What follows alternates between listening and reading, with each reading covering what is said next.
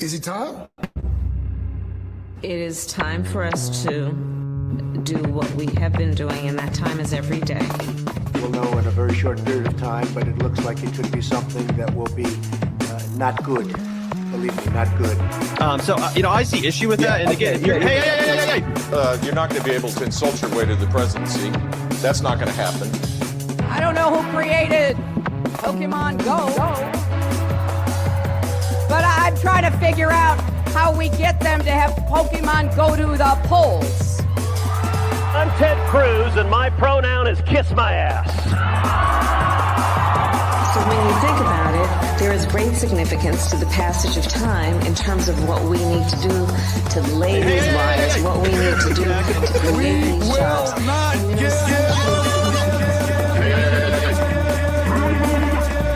America is a nation that can be defined in a single word. I was going to put him. Not good. Believe me, not good.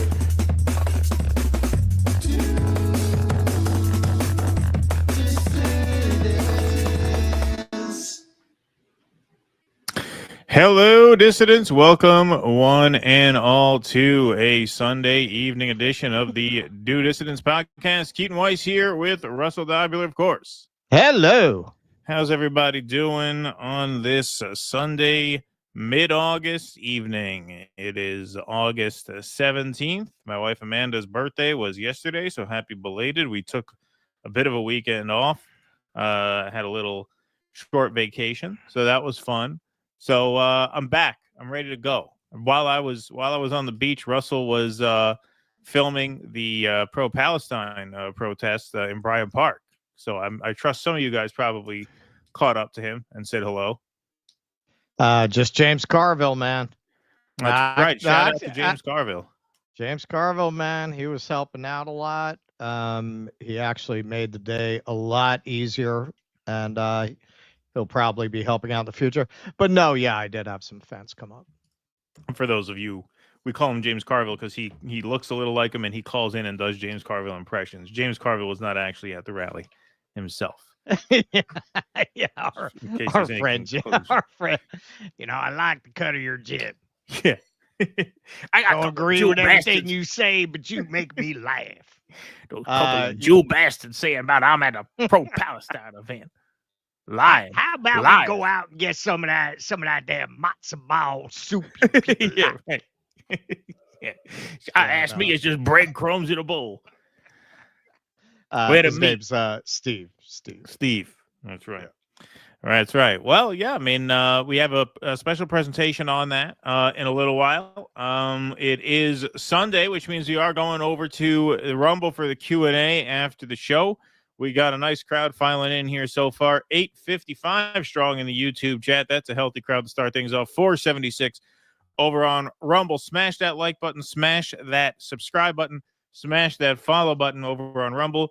Round of applause for Jake in the booth tonight. He will be helping us out. And we got a lot of news to catch up on. So let's start with a little World War III watch, shall we? Little World War III, and strangely enough, the libs are still there for it. They are so there for it. They want that World War III. They are shocked and horrified at any efforts to stop World War III. And what's really amazing is none of them would ever in a million fucking years sign their kids up to go fight in the military. Not in a million years. Ukraine will take anybody, just like Israel, man. Like, you believe in it that much. Yeah. I've said this to a lot of Zionists I know. If I believed what you say you believe, I have principles. I'd go to Israel, man. Like, if I really believe that is the homeland of my people and it's under threat from, just cruel and evil surrounding barbaric people, I would go to Israel to fight. Absolutely. No question about it. The fact that you're still here, well, you don't have the courage of your convictions. You're so hopped up about fighting Russia, go fight. The Ukrainians will take, so will the Russians. No matter what side of that you're on, you can go over there. So this is both a story of Trump's clownish diplomacy, and it is also a story of the media just being absolutely horrified at any effort to stop World War III. So let's take a look. The ABC clip that we're going to start off with kind of gives you both the news content and also them having the vapors about the fact that I don't know what they wanted Trump to do, kick him in the nuts when he got off the plane. He seemed horrified that he didn't like spit at him or something. Like, what did you think he was he's meeting with an important foreign leader that he's trying to end a war with? All right, we'll get to it. Welcome for Vladimir Putin already being portrayed back in Russia as a victory. There were remarkable images, David, as soon as he got off his aircraft to see that red carpet rolled out in front of him by uniformed military from the United States. We saw Donald Trump give a little clap when he walked toward him on that red carpet. And then he approached him with that warm handshake, that friendly smile. And while the flyover of the B-2 and the F-35s was meant as a show of force, that really in some ways added to the pageantry.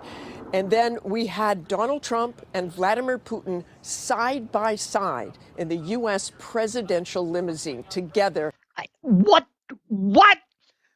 Yeah, Vlad, you see the 10-speed there? Yeah, you're gonna have to ride that to the summit because we're not putting you in the car. You can't ride in the car. You gotta walk. Ride on the bicycle. Yeah, you're gonna have to. We've got a tracksuit here for you. You're gonna jog behind. Look, what are you talking about? What are you talking about? Yes, he got into the limousine. How did you think he was gonna go? They were gonna pull up a Yugo? Like, how did you think he was gonna get to the summit? It's just amazing, the commentary. You're gonna ride on the back of a moose. Yeah, and this isn't even it's not even a tame one. We dragged it out of the woods for you. Yeah. The beast, and the Russians indeed are already considering this a victory. This is a very stark contrast to images we have seen from Ukraine. David, you have seen them as well. You were there in Bucha. There was a mass grave that all of us saw right after Russia invaded Ukraine. David? Okay. These are the same exact people who have been ignoring Israeli crimes against humanity for almost 2 years, some of whom are just now tepidly starting to inch up to saying, maybe we shouldn't mass genocide children. Maybe we shouldn't. They're very, very trepidatiously just inching up to that now after almost 2 years. And you're going to close out that segment by talking about mass graves in Ukraine.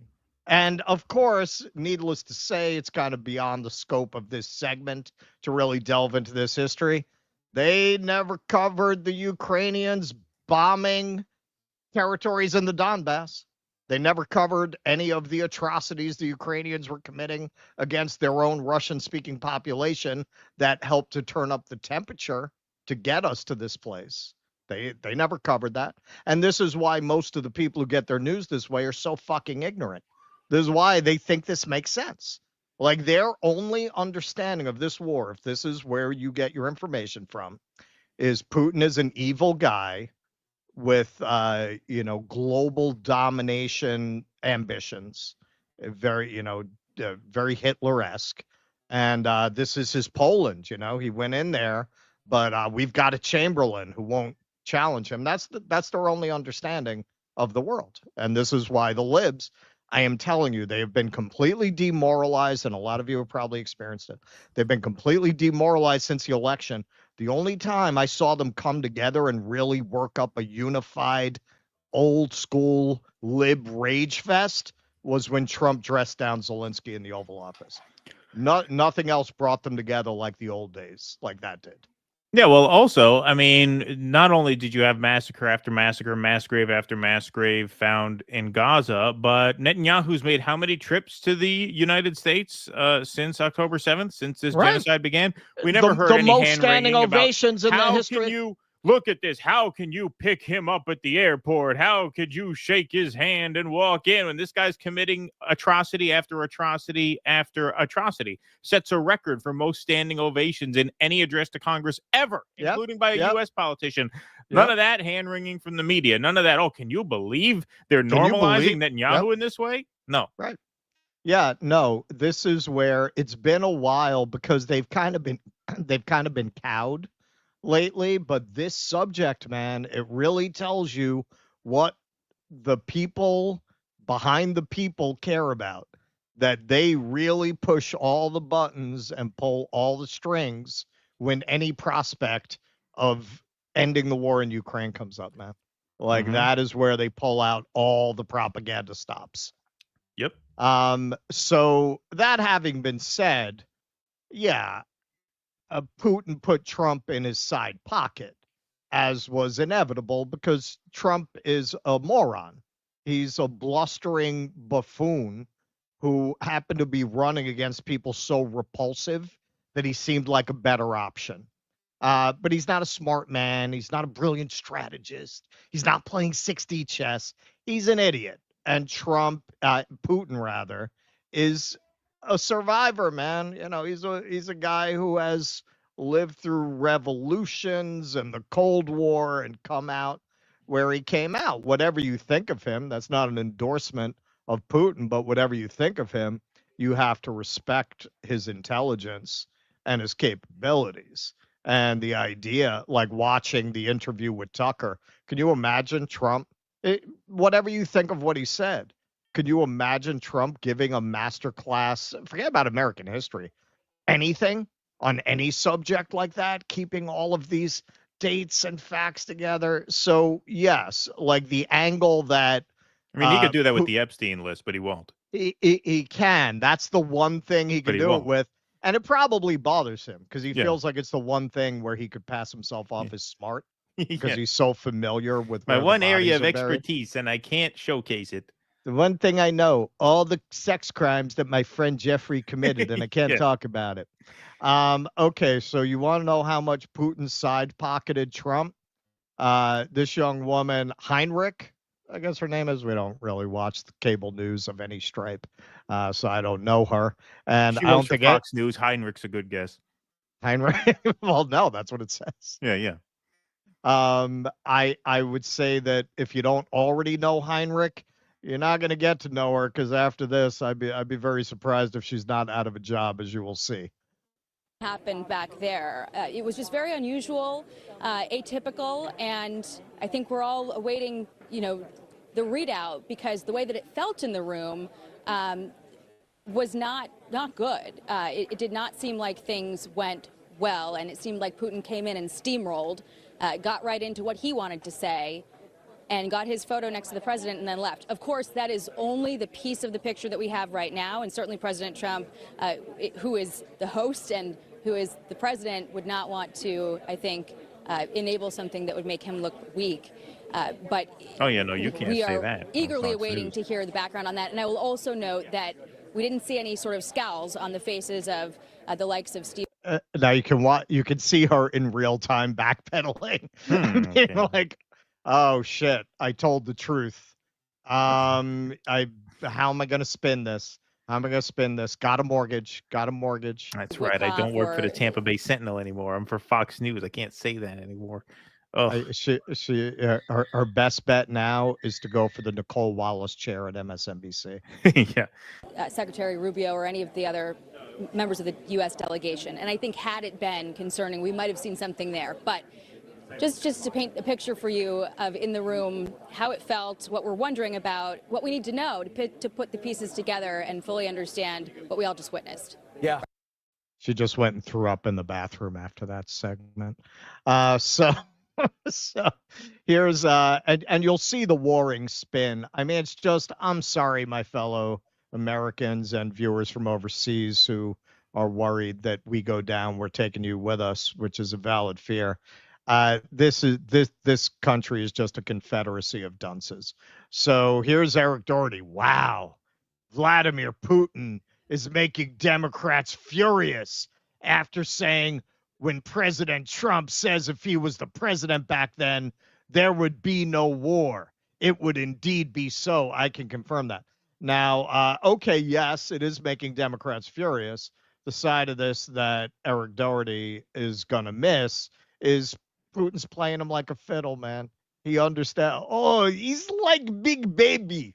He's like big fat baby with big ego. You see movie, I love this movie, Willy Wonka. You remember Fat Boy go up? He is like this fat boy. You just say, oh, you good boy, you good boy. Yes, you win the election. He give you everything. Don't worry. Yeah. So let's see a little bit of this press conference they did, which went only 12 minutes. Very uncharacteristic of Trump, and a lot of people have commented, and I agree. He looks like a whip dog in this press conference. I'd like to remind you that in 2022, during the last contact with the previous administration, I tried to convince my previous American colleague that the situation should not be brought to the point of no return when it would come to hostilities. And I said it quite directly back then that it's a big mistake. Today, when President Trump saying that if he was the president back then, there will be no war. And I'm quite sure that it would indeed be so. I can confirm that. I think that overall, me and President Trump have built a very good, business-like and trustworthy contact. And I have every reason to believe that moving down this path, we can come, and the sooner the better, to the end of the conflict in Ukraine. We're going to stop really 5, 6, 7,000, thousands of people a week from being killed, and President Putin wants to see that as much as I do. So, again, Mr. President, I'd like to thank you very much, and we'll speak to you very soon and probably see you again very soon. Thank you very much, Vladimir. Next time in Moscow. Oh, that's an interesting one. I don't know. I'll get a little heat on that one, but I could see it possibly happening. Thank you very much. And thank you all. Thank you. Thank you. Thank you so much.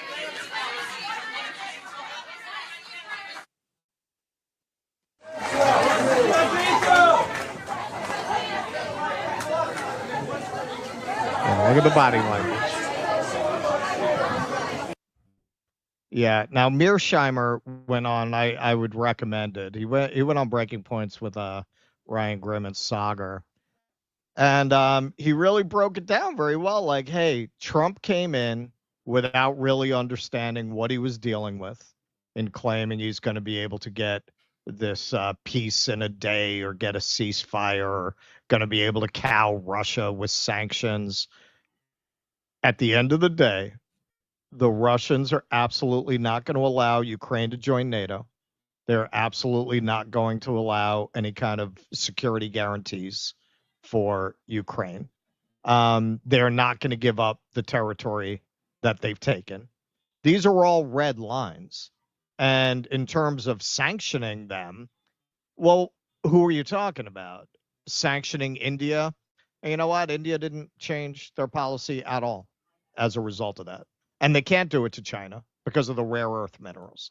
They can't risk it. They can't get into this with China. Russian GDP has grown 20%. So what are you threatening them with? You're holding no cards. Now, on the other side, the Ukrainians, as long as the West continues to indulge them with money and weapons, they're going to keep going. They're going to keep going. You know, you can't really blame them for that. They don't want to give up I think it's 22% of their country they would have to give up to meet Putin's terms in terms of the territory he's taken and the territory he wants to hold. But as Mearsheimer pointed out, well, unless you get a cloning vat, that's me, not Mearsheimer, you're running out of people. You're running out of people. Like, how long can you keep this going? Mearsheimer's estimate is another year. And he basically said, hey, yeah, it's a terrible outcome to give up 22% of your territory and be a rump state. It's worse to be a 50% loss of territory and be a dysfunctional rump state, which is what it's going to be in a year. Now, of course, what Mearsheimer didn't say, which I think is a strong possibility, although he kind of implied it, he said the West absolutely refuses to lose. Well, what does that mean, right? What happens when they run out of people? Do we accept the outcome, or do we go to send our people there?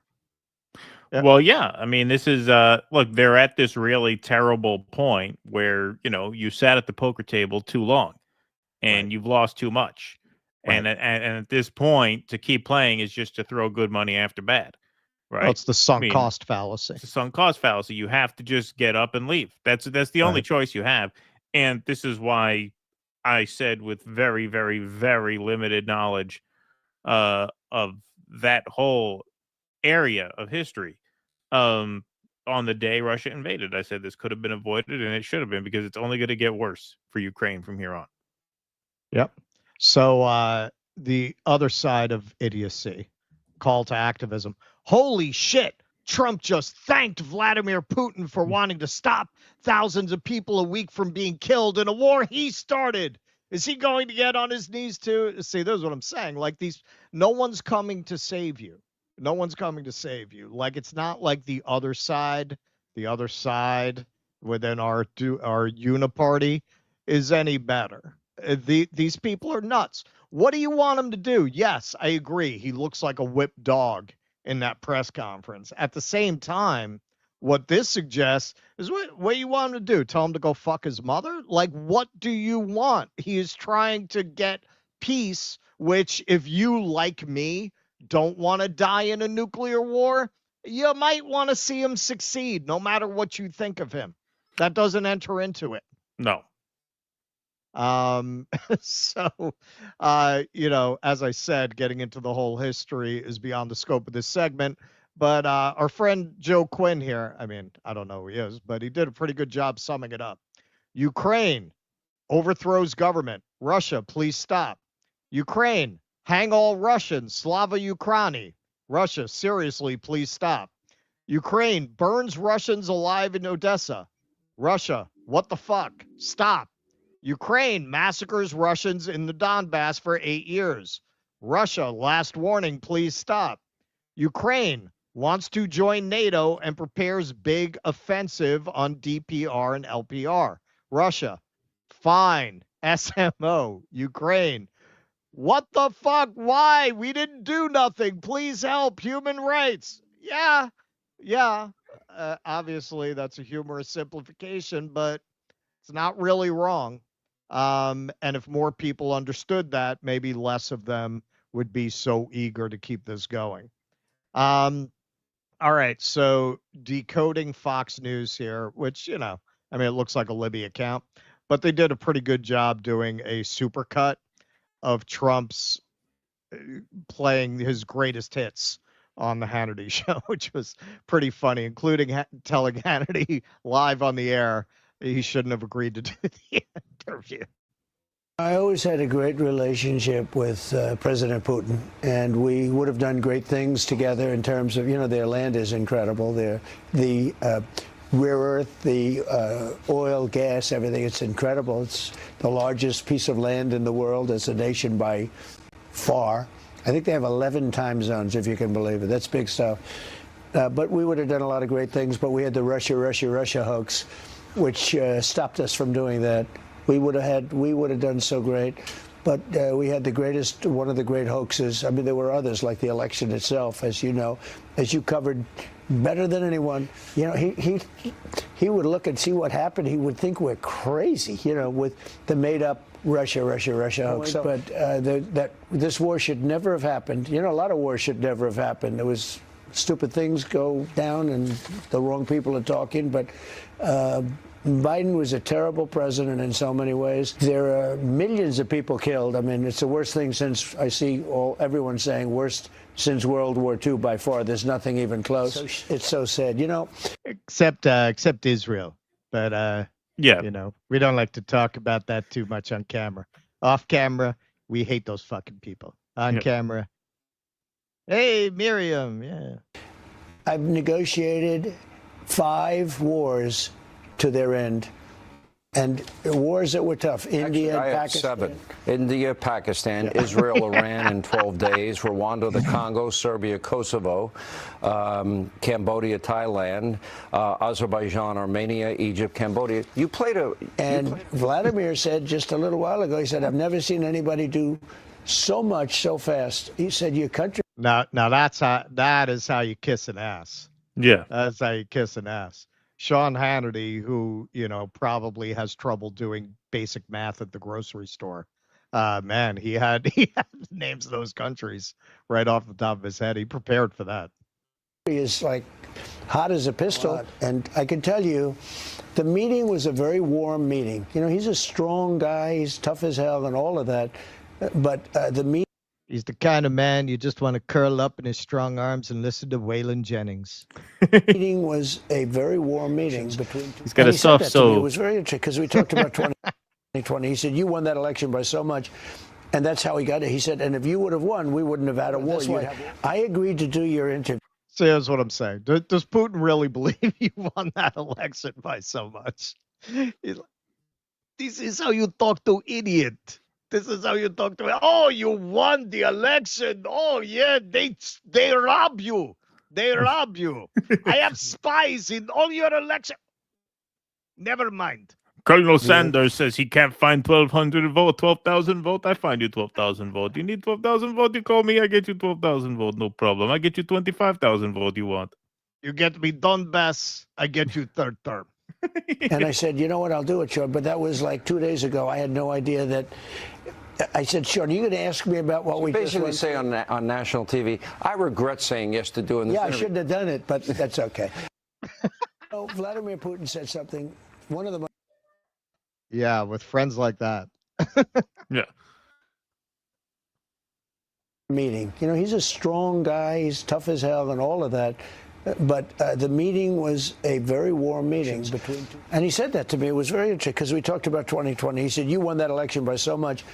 And that's how he got it. He said, and if you would have won, we wouldn't have had a war. I agreed to do your interview. And I said, you know what, I'll do it, Sean. But that was like 2 days ago. I had no idea that. I said, Sean, are you going to ask me about what we basically just say on national TV, I regret saying yes to doing this Yeah, interview. I shouldn't have done it, but that's okay. So Vladimir Putin said. Okay, so yeah, that was some classic Trump, right down to telling the host I should never have done your show. All right, this really tells you something about how Putin handled him. So if you have any doubt that Putin just sees Trump as an absolute moron and is just telling him whatever he wants to hear, there was always the question. Did Trump really believe that he won the election? Does he really believe this? Or is he just gassing up his followers with these claims? After he absolutely insisted in an interview that MS-13 was tattooed on Abrego Garcia's knuckles, that went a long way to convincing me personally that he actually believes this stuff. And the fact that Putin is gassing him up like that, he must have made the same calculation. So this is Trump talking about the discussion they had about this. One of the most interesting things, he said your election was rigged because you have mail-in voting. He said mail-in voting, every election. He said no country has mail-in voting. It's impossible to have mail-in voting and have honest elections.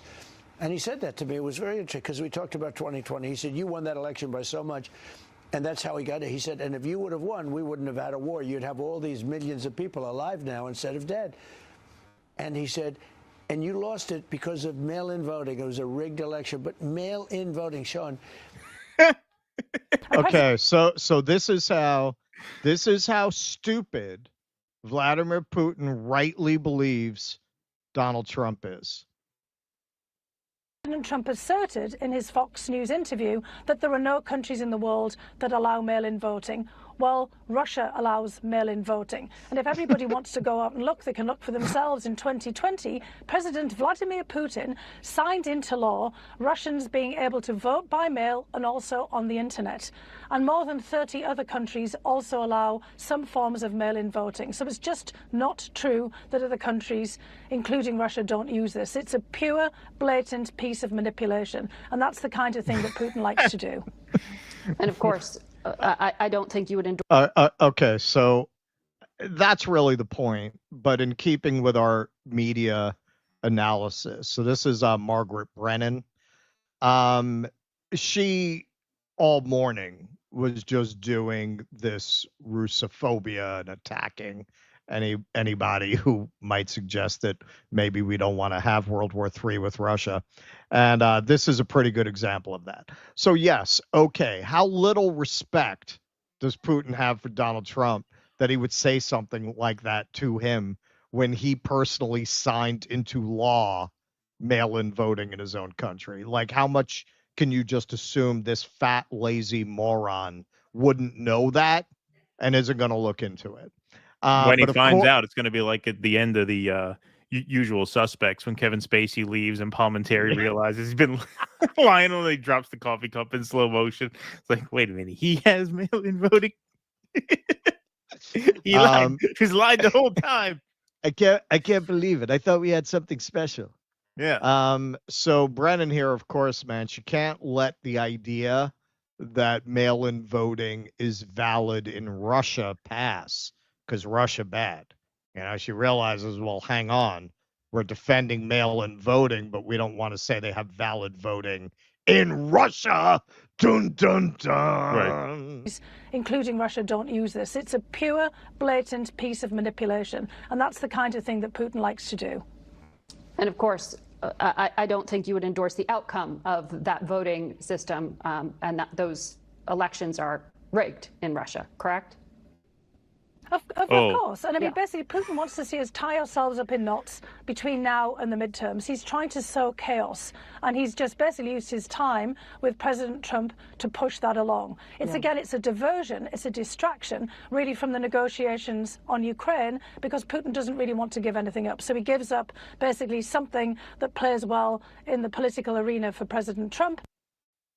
But why not? Yeah, you know, the cat has been pretty clear about what he wants since before he felt like he had to go to war to get it.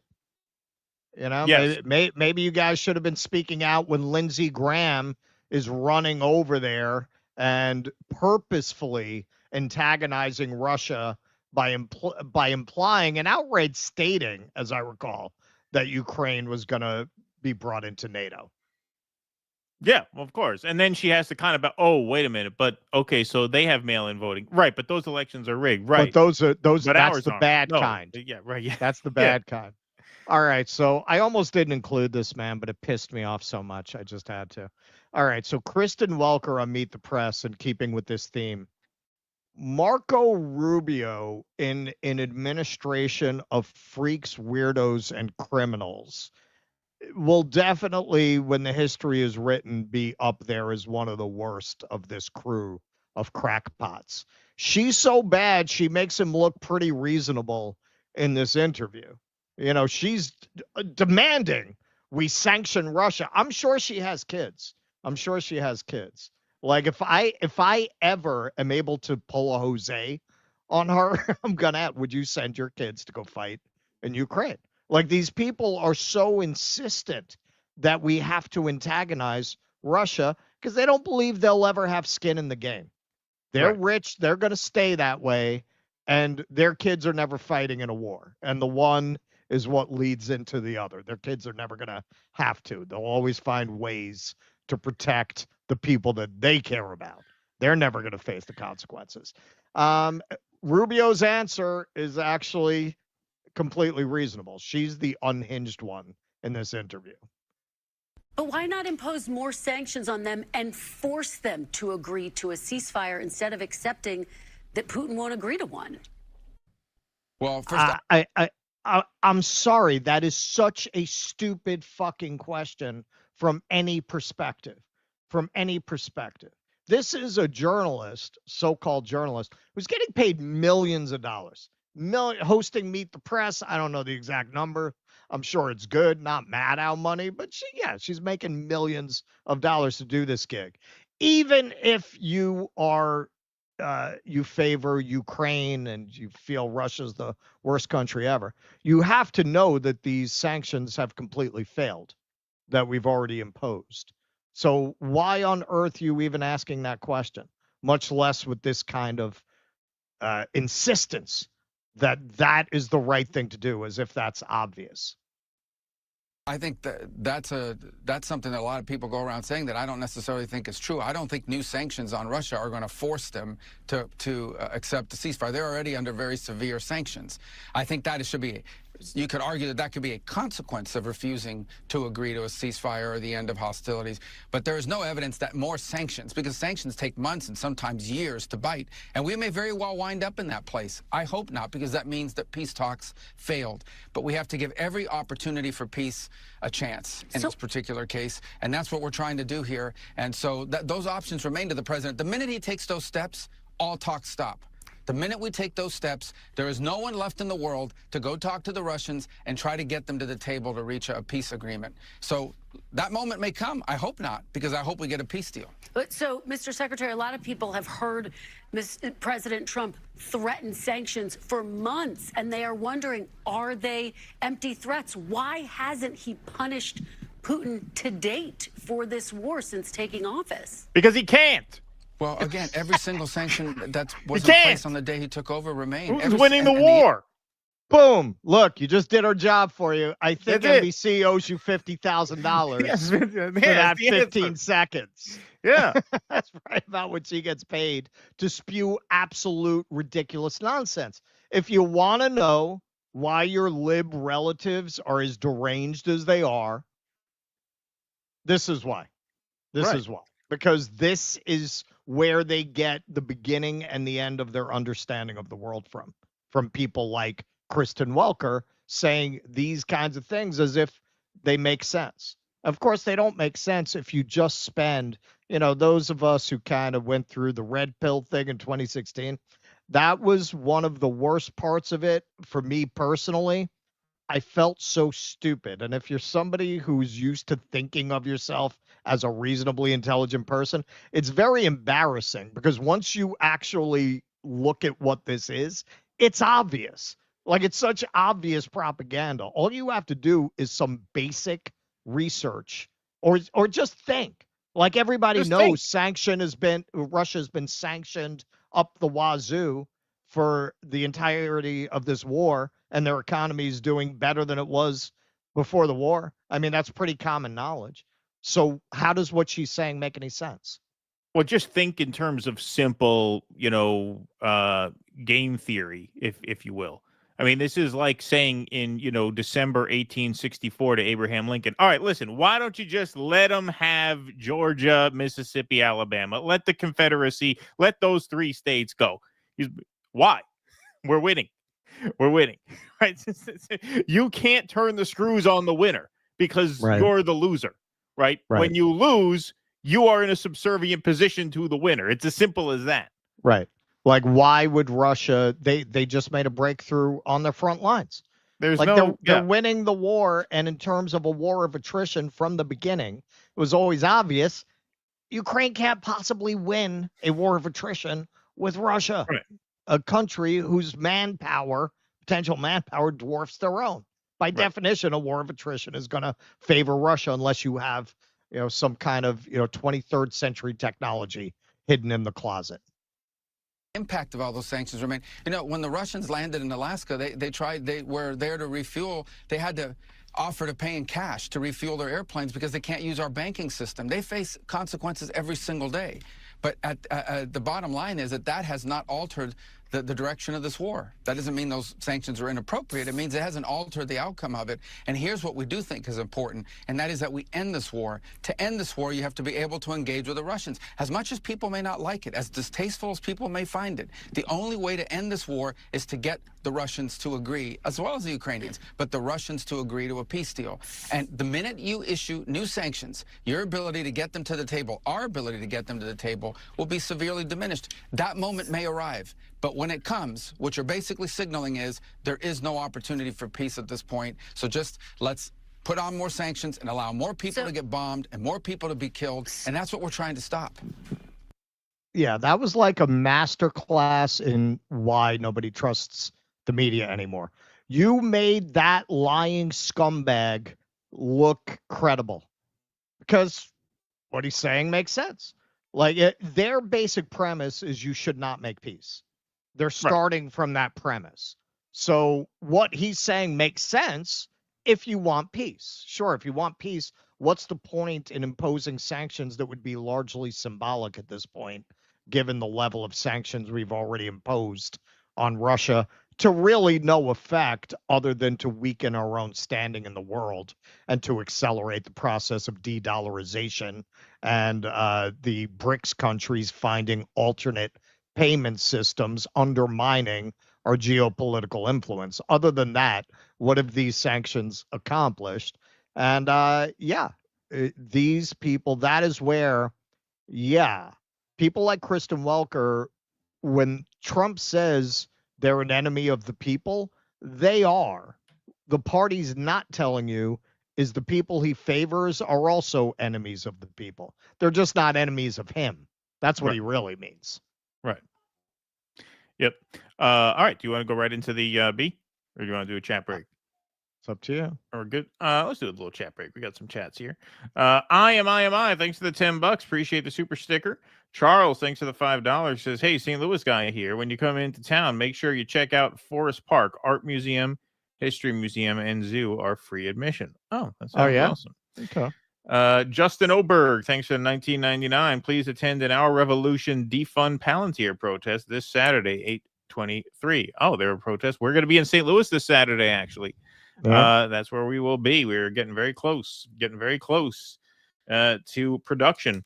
Russell's Peasant Mind, thanks for the $10. Says, while in St. Louis, be sure to visit Cahoyca Mounds. Built in 1050 by the Mississippian culture, it was the largest is city that where that is? north of the Rio Grande and has the tallest mound in the U.S. It's just east of the city. There you go. So it's just I didn't even know that. I mean, I know the mound. I didn't know that's where they were. Yeah, that's right up Russ's alley for sure. Oh, totally, yeah. Fat Not So Fat, thanks for the $4.99. I wanted to dance off in Alaska, Putin dancing to Rasputin, Trump dancing to YMCA. Thank you for that. Hillary Hinton says, was going to go to Palestine thing in Bryant Park yesterday, but my 8-pack handler vetoed it, and I also had to return some videotapes. Did Russ end up arm wrestling Shmuley? Also, rest in peace, Terrence Stamp. That's right, Terrence Stamp passed away. General Zod. I should have gotten that into the intermission. I honored Elvis instead. Oh, okay. Yesterday was the anniversary of Elvis's death. Oh, interesting. Oh, wow. So my wife's birthday is Elvis's death. Wow. Oh, it's August 16th? Yep, 16th. Yep. It's Elvis's death. Yep. While Marjorie Taylor Greene calls out genocide, we have Governor Newsom spending Palisades relief money on consultants to make MAGA-inspired Dark Gavin memes. Thank you, Abiding. Appreciate that. All right. We will head right on into the B part of this.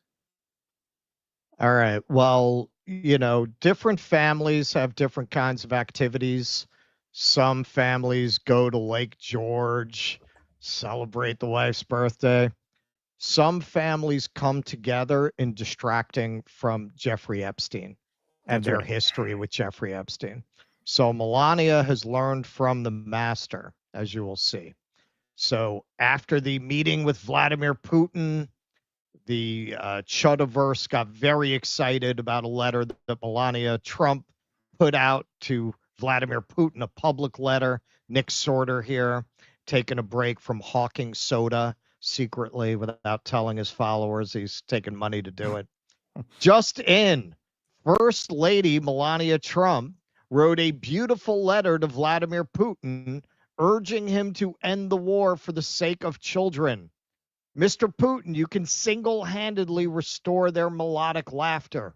In protecting the innocence of these children, you will do more than serve Russia alone.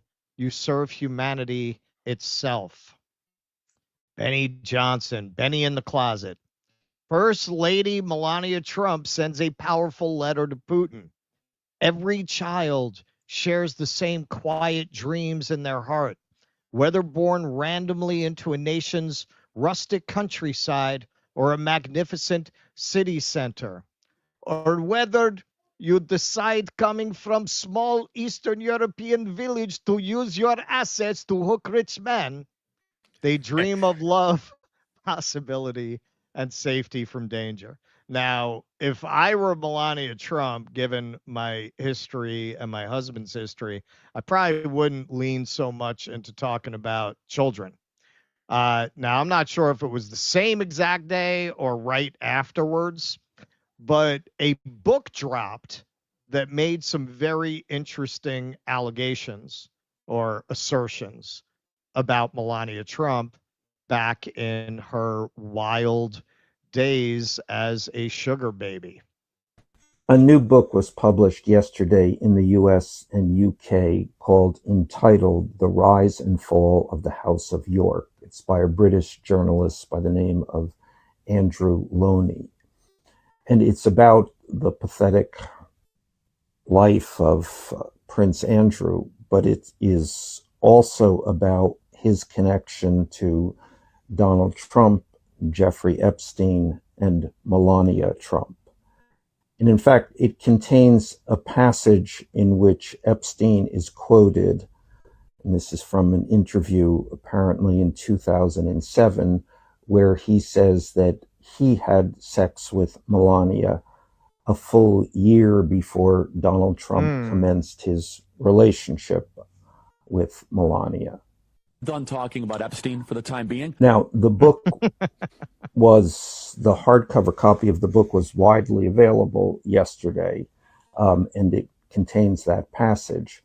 But the ebook and the audio book, which were also released yesterday, do not contain that passage.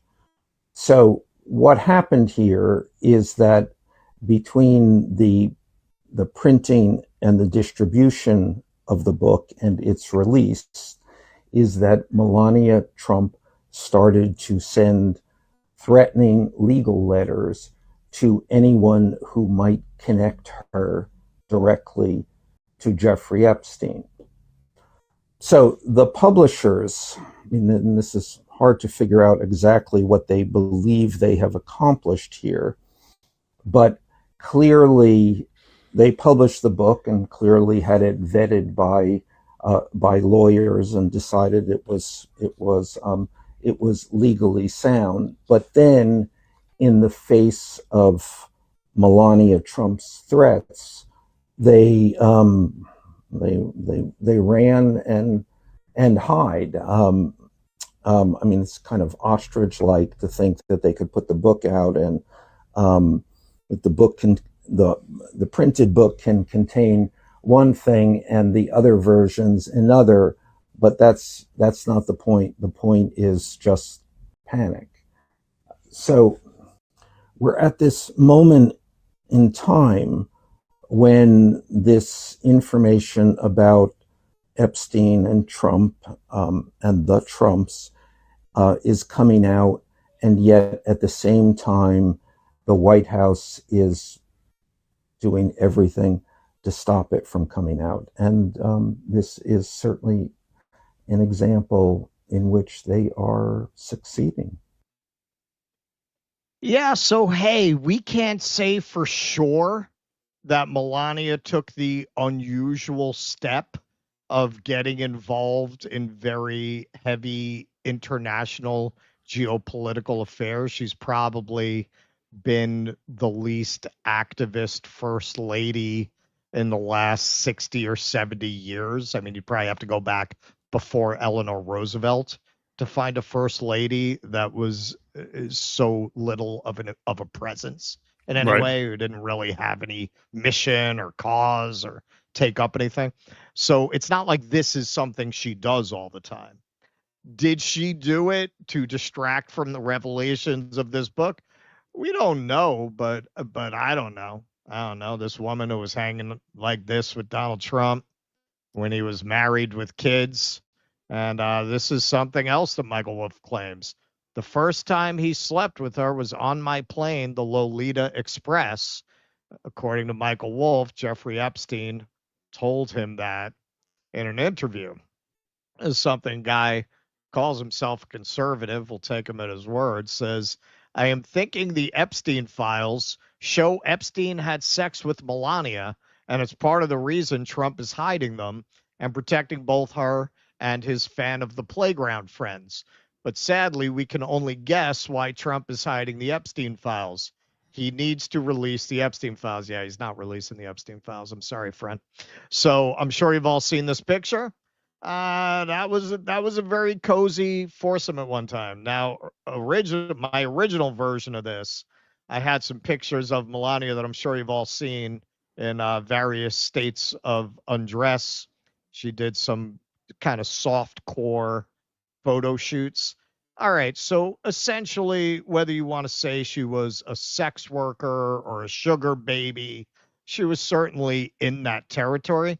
Not that there's anything wrong with that, but does that seem like the kind of woman who would not have fucked Jeffrey Epstein? Or does it seem like the kind of woman who was looking to hook a rich guy and she finally settled on Trump, who would have done some time sleeping with Epstein? I'm sure a lot of other rich dudes that she got next to.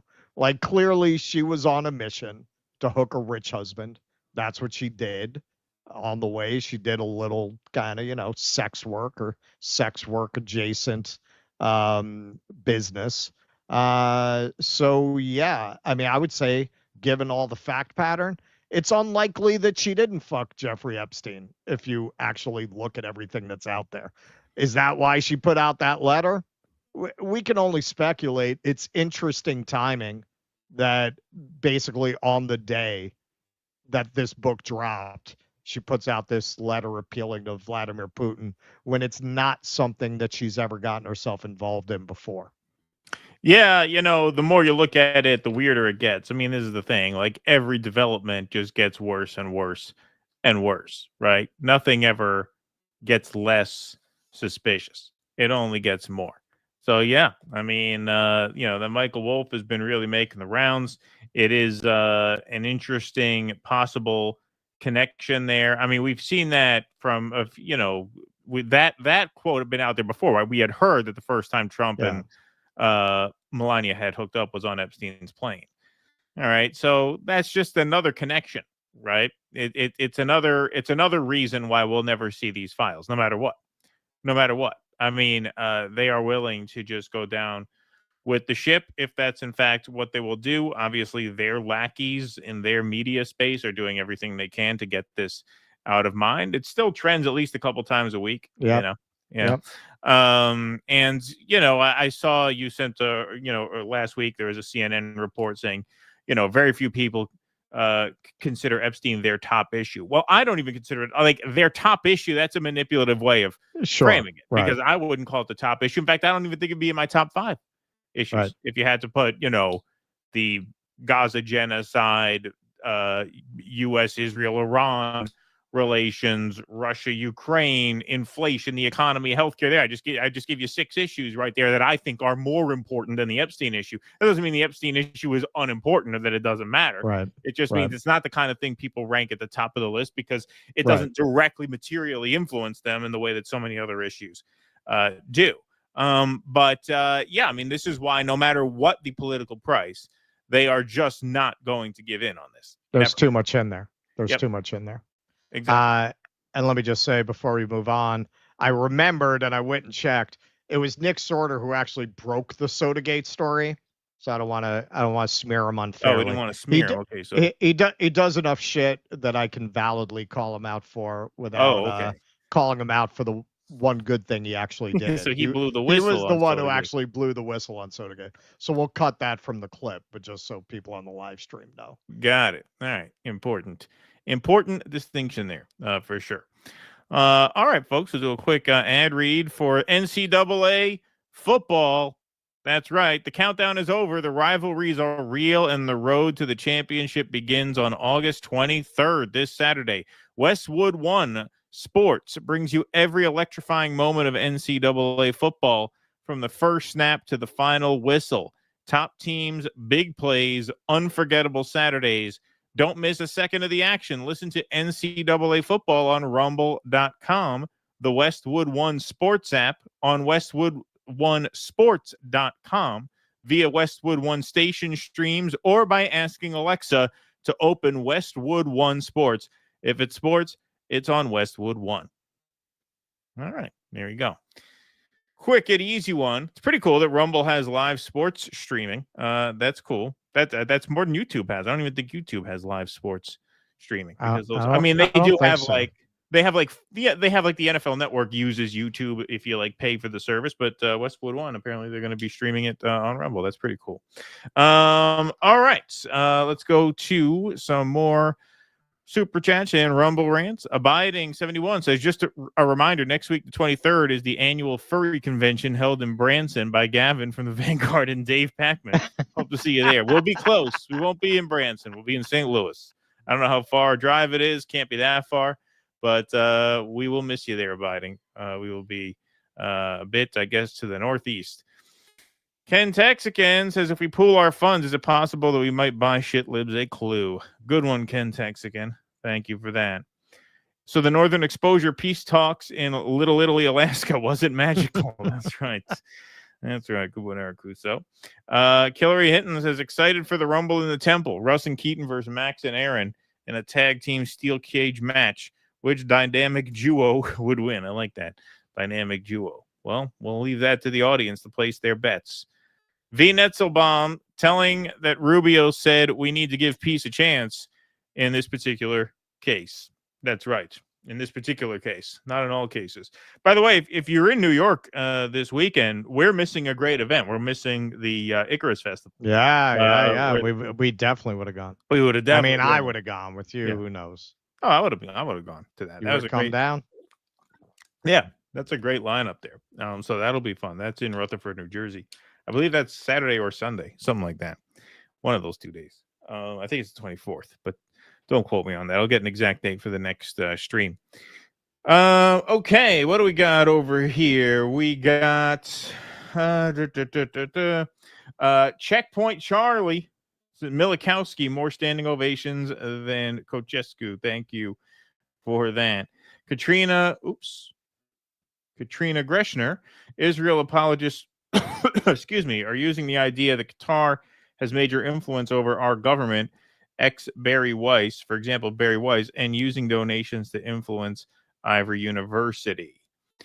Fat not so fat. The boomers want their glory by sacrificing the next generation just so American supremacy can remain. They would rather see the world end than concede. Yeah, I agree. DHP says, I'm glad Mrs. Loomer pointed out the free medical treatment. The UAE, Saudi Arabia, and Kuwait should pay for the Palestinians to us. I'm not sure what that, the last part of that meant. Katrina Greshner says, I even heard this line on a Hungarian news show. Jesus F. Christ. Does anyone know the origins of this bait and switch BS? Qatar, not Israel, has undue influence. Okay, let's move right on along here. What do we got coming up next? Okay, all right. So we talked a lot about the Trump-Putin peace summit that, of course, ended in no deal. But Hillary Clinton made an appearance in advance of the summit on what's the lady from Fox News' name? I don't recall to save my life. This is called Raging Moderates. She's the liberal Fox 5 panel sort of Democrat woman. Here she is praising Trump administration on two recent moves, saying, I'm actually encouraged by the increase in NATO defense spending. Was encouraged by the events of the last several months. First of all, the NATO commitment by individual member states to increase their defense spending is very welcome. It's something that prior administrations have certainly sought, and I think it's great that we are seeing these commitments that now have to be followed through on. The willingness of European countries to support Ukraine, and by doing so, buy American weapons in order to provide them to the Ukrainians. I think all of that is a very good signal that there is beginning to be a better understanding, both by the president and the people around him, as well as by the leaders of our European allies, that there can be common ground amongst us. And the kind of dismissiveness that we saw in the first Trump administration has been replaced by a much more obvious working relationship to the good of European security, transatlantic security, and hopefully Ukrainian security. So I'm actually encouraged. Wow. Her name is Jessica Tarloff, by the way. I kept blanking on the name. Jessica Tarloff. Yeah. She's encouraged by more NATO defense spending. Hey, it's good that more countries are willing to spend more money on saber rattling and warmongering. That's terrific. That's terrific. So see, there's the old saying, if you can't beat them, join them. And as I tweeted out, if you're Hillary Clinton, the way you beat them is by joining them. The way to own MAGA is to actually agree with Donald Trump. Because if this doesn't tell you that the same deep state is in charge no matter who won the last election, I don't know what does. Here she is saying, hey, we've been trying to get these NATO allies to cough up more money for war for years and years and years. And God damn it, good on Trump for finally doing it. Now, this Jason Cohen character who tweeted this out also wrote an article. Getting them to buy our weapons with the extra money. Right, exactly. Getting them to buy our weapons with all that money. That's right. So Jason Cohen, who tweeted that out, he was very proud of this. He was very proud of this. This is the lack of self-awareness of these people. Like, okay, you want to tell me MAGA is not a cult? If they're not a cult, then why are guys like this framing this as a positive? Shouldn't you be framing this as, oh my God, we got played so hard that now Hillary Clinton is praising Donald Trump? Like, isn't that the takeaway? No. His takeaway is, no, Hillary is so cucked by Trump that now she's praising him. Yeah, that's right. It's great. Hillary Clinton offers praise to Trump on 2 recent second-term moves. So let's read a little of his article here. Former Secretary of State Hillary Clinton said on Raging Moderates Friday that she was genuinely heartened by President Donald Trump's dealings with NATO during recent months of his second term. NATO members agreed in June to boost their defense spending from 2% of gross domestic product to 5% by 2035 after Trump pressured them, and the president made a deal in July to get NATO to pay for U.S. weapons for Ukraine. Not Spain. Spain said we'll come up to 2.1. That's it. That was their deal. Based. The president told NBC News in a July 10th interview that NATO would pay for U.S.-supplied Patriot missile shipments to Ukraine, asserting the arrangement was made at the June NATO summit in The Hague, Netherlands. NATO Secretary General Mark Rutte has praised Trump, even calling him daddy at the summit. Again, they're acting like this is an own to who. This is proof of what our friend Nick at RBN said, that the purpose of Donald Trump, as far as the deep state was concerned, was to sell the Ukraine war to the conservative half of the country. Right. Why are you celebrating the fact that the NATO Secretary General had such kind words for Donald Trump? That's proof that Trump has been co-opted at best, if not an op from the day he rode down the escalator in 2015, which is my contention given the Israel policy and the war with Iran and everything that's happened. Rutte also credited Trump with securing the defense spending commitments on the New York Times The Interview in July. I think when somebody deserves praise, that praise should be given. And President Trump deserves all the praise, Rutte said, because without his leadership, without him being reelected president of the United States, the 2% this year and 5% in 2035, we would never, ever, ever have been able to achieve agreement on this. Okay, so what he's saying is that the military-industrial complex needed Trump in 2024, that he was the deep state's candidate in 2024 for exactly all the reasons that we've been talking about. And like Nick says, he's got to sell this to Red America. Moreover, News Nation host Chris Cuomo praised Trump on a July episode of the Chris Cuomo Project for his good foreign policy moves, awarding the president a B grade on the issue. He cited America's June bombing of Iran's nuclear facilities and the president's deal to get NATO to pay for U.S. weapons for Ukraine. The Defense Intelligence Agency, the Central Intelligence Agency, and the Iranian government all have generally asserted that America's strikes caused substantial damage to Iran's nuclear program.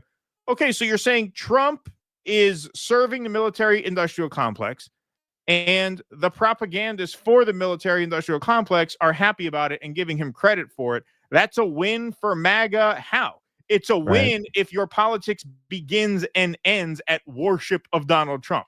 That, oh, his enemies are praising him now. Well, who fucking cares? What? How is that the story? The story is that he's caving to them and they're happy about it. It's a story of defeat for the MAGA movement if you're not in a cult. But if you're in a cult and you only adjudicate politics in terms of, well, do they like dear leader or do they hate dear leader? Then that's the only reason you could write an article like this and spin it as a positive. Tucker Carlson's outlet, by the way, Daily Caller. Anything before we move on? Sorry. Yeah. Go ahead. I'll save it. All right. Because there's one more clip of Hillary Clinton here. So she says, and this is another dead giveaway. I'm sorry. This is another dead giveaway. She tweets this out from her account. This was another excerpt of the podcast. If Donald Trump negotiates an end to Putin's war on Ukraine, which of course we know now he didn't, without Ukraine having to cede territory, I'll nominate him for a Nobel Prize myself. The architect of that, I'd nominate him for a Nobel Peace Prize. We are on the precipice of a meeting between President Trump and President Putin in Alaska. Drawing on your experience as Secretary of State, if you were en route to Alaska, what would you be looking to get? What does an acceptable deal look like? He is not meeting with a friend. He is meeting with an adversary, and an adversary who wants to see the destruction of the United States and the Western alliance.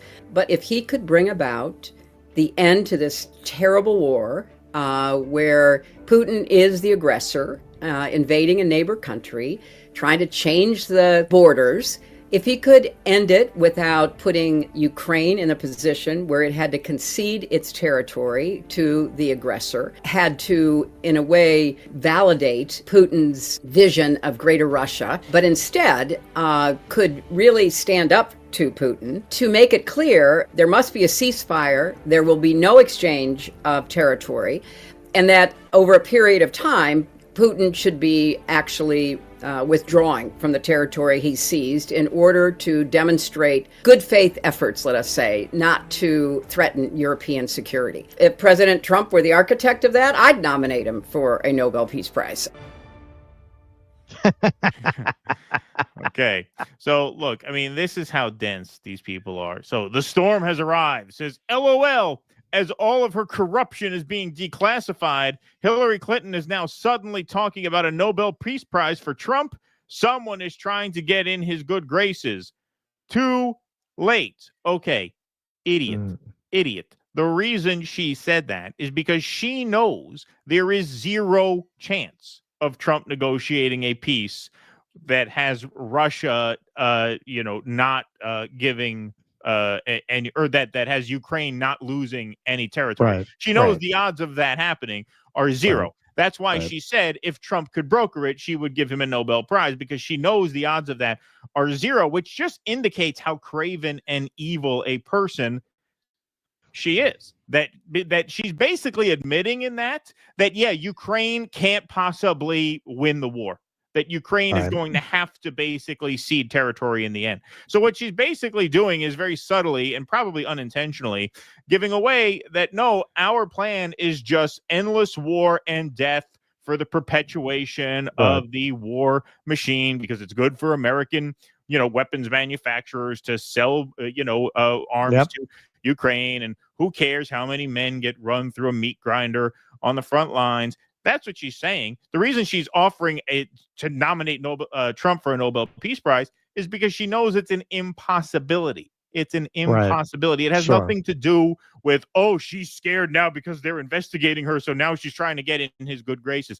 That is cope. But, it's understandable that the followers of the movement would think that, because apparently the leader has this in his mind as well. Let's take a look at this. Brett Baer breaks the news. Hillary says if you can get a peace deal, she'll nominate you for the Nobel Peace Prize. He says, "Who? That's nice. I may have to start liking her again." You see that Hillary Clinton yesterday said that if you got this deal done and not capitulate to Putin, that she would nominate you for the Nobel Peace Prize. If President Trump were the architect of that, I'd nominate him for a Nobel Peace Prize. Well, that was very nice. I may have to start liking her again. Yeah. So, this whole story to me just really indicates what a politics of personality is versus having a serious politics that goes beyond that. Because if you supported Donald Trump because you had in your mind, the theory that he was the peace candidate, or at least more likely to broker a peace deal, I use the metaphor myself of, Russian roulette with one chamber empty, right? If you thought there was a chance, right? If you supported him on those grounds, you should be pretty disgusted. You should be throwing up in your mouth a bit that Hillary Clinton is praising him for getting NATO countries to chip in more. Because what that shows is there's actually no anti-war commitment from Donald Trump. It's all about this preoccupation he has with our country getting ripped off. Why do we pay and other countries don't pay? And we need to get our money back from Ukraine for all the money we're giving them. Those are not what you care about first and foremost if you're actually anti-war. What you care about first and foremost if you're anti-war is stopping the war, ending the violence. And the fact that you have Hillary coming out and giving him credit, yeah, if your politics is one simply of personality, you would see that as a massive win for Donald Trump, that one of his arch nemesis is bending the knee. Except they're not bending the knee to him. He's bending the knee to them. They're praising him because he's falling in line with the NATO agenda, which he is. He is, whether he wants to or not. I think his inclination was to try and end the war, but he can't do it. And so if he can't do it, what has he done? He's armed Ukraine more. And the fact that they're happy about that is a sign that Trump has failed, not that Trump has succeeded in cucking his arch nemesis. Yeah, this is where, a lot of the antagonism between the so-called right and the so-called left are really the narcissism of small differences. Because in the end, their media conditions their people to treat politics as a game of manners and the horse race. Oh yeah, look, he owned him. It's that Chris Matthews shit. You're taught, if you absorb that kind of media, to only evaluate politics on that level. And in the end, creeping behind all of that is the assumption that we should, in the end, be proud of our institutions, including the institution of the presidency and these people at these high levels. And we think of that as a lib phenomena, and to some extent it is, but to a large extent, even in the so-called conservative realm, they just frame it a little differently, but there is still this impetus to kind of elevate these Washington figures and to see things in terms of an overall deep state agenda. They just don't call it that, but they're training you to accept the precepts of the deep state. And this is why we've long come to the conclusion, based on what he actually did, that Trump was an op, man. Trump was an op. That this is exactly what they wanted, because they knew they could never get Trump's base to get on board with this kind of shit if Kamala Harris was president. No way. No way. They would have been storming state capitals if she had been the president, trying to do the things that Trump's doing. Trump does it. Look at even Hillary Clinton likes what he does. Well, why do you like what he's doing? Why do you like what he does? Right. Why do you like what she likes? Right. That's not a victory for you. So proving once again, we have the best audience ever. This is from our Facebook fan page. And yeah, I think that's Exactly right, man. You know, people say you're crazy when you say no, they're going to end up embracing Trump. It's funny how much so many people have memory hold what George Bush was to libs. They hated him every bit as much as they hate Donald Trump. And now Michelle Obama can unironically call this war criminal that libs were all about calling a war criminal until they weren't, until Michelle threw her arms around him and said he's our partner in crime. That's So right. you think that can't happen with Donald Trump? And when you say this to libs, they'll deny that George Bush was that hated. But Right. that's very Orwellian. I was there. He was. He was hated every bit as much as Donald Trump, but he didn't break the norms. Yes, he did. Of course he did. Yes, he did. Yes. You don't remember the whole people are going to have to be careful about what they say, throwing around treason, very much like Trump, them really threatening the American public with this expansion of police state tactics, torture, putting in his own people who were like not really qualified for the jobs at the Justice Department so that they would sign off on things that were clearly violations of the Geneva Convention. Very much like Trump. Very much like Trump. Last I 9/11, saw, that was a violation of norms, I thought. yeah, a little bit. Last I saw, I don't know if they've done any recent polling on this, Bush had an over 50% approval rating from Democrats. So you think that can't happen with Trump? I would argue it will. I would predict that it will. That over time they're gonna reshape his image, and he'll be cuddly. He'll be cuddly because when you really reject a president's legitimacy, you also undermine the legitimacy of the office. Right. And there's a deep institutional investment in convincing people that there's something admirable about everyone who holds that office. They even rehabilitated Nixon to some extent. Yes, indeed. All right, we are going to take some super chats and rumble rants, and then we're going to go on to the Gaza rally. Did you get the video? I downloaded it. I gotta load it in. All right, just plug that in while I do this. All right, we got here. Katrina Greshner says a Facebook friend just claimed Ukraine is kicking Russia's butt. I just can't with libs. They're just as brainwashed as cute people. Yeah, pretty brutal. Golnara Marchese, I think I like that name. Thanks for the super sticker and the very kind $20 donation. Appreciate that very much. First Trump, now Hillary, says Jay Bell. For fuck's sake, you're trying to kill us? Yeah, it's kind of a rough way to start the show, I guess, right? Anthony Ringett says, haven't been able to watch the show much this summer, guys, but I'm looking forward to getting back into the routine soon. Have a good night. Well, thank you, Anthony. Appreciate that very much. All right. What do we got over here on the Rumble side of things? Professor Brown note says, Professor Metzger says you are dumb and stupid if you think climate change is real. Also, the president, who is very smart, also said it's just weather. Why are people still talking about the climate? Thank you, Professor Brown note. All right, let's move right on along. So you'll set this up and then we'll full screen this, right? Yes, we will go full screen with this. All right. So I was actually alerted to this rally by somebody that I got to interview at the rally, Carsey Blanton, whose music we have featured on the show a few times. I also got to catch up with Medea Benjamin, Chris Smalls. Mahmoud Khalil gave a speech. Unfortunately, he was gone pretty quickly after that. But it was a huge turnout. Like that march, because I sat and filmed the whole crowd at the end.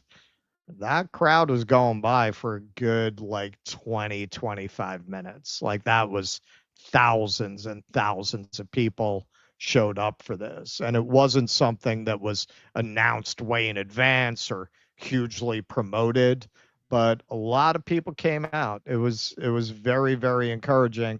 And I also ran into, for anybody who gets kind of discouraged, I caught up with an activist on a scooter who's been an activist for 55 years. He had some amazing things to say. So it was a very, very cool day, very inspiring.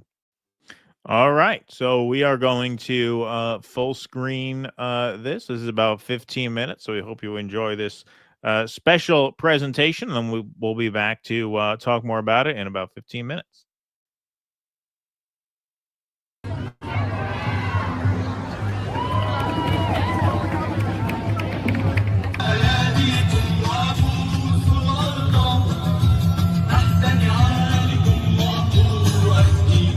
أنا ما هنت في وطني ولا صغرت أكتافي أنا ما هنت في وطني ولا صغرت أكتافي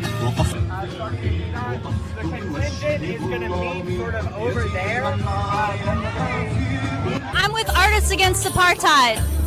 In the morning when I leave my den, I'm moisturized with the tears of men. Stir my tea with a crucifix. I'm an ugly, nasty, call me bitch. We formed very quickly after October 7th. We now are up to, I think, 16,000 artists around the world who are members of our organization. And it's really just that you're saying, I dedicate my work to the struggle for Palestinian liberation. So we have a lot of artists who have made work, have put on events, have done fundraisers.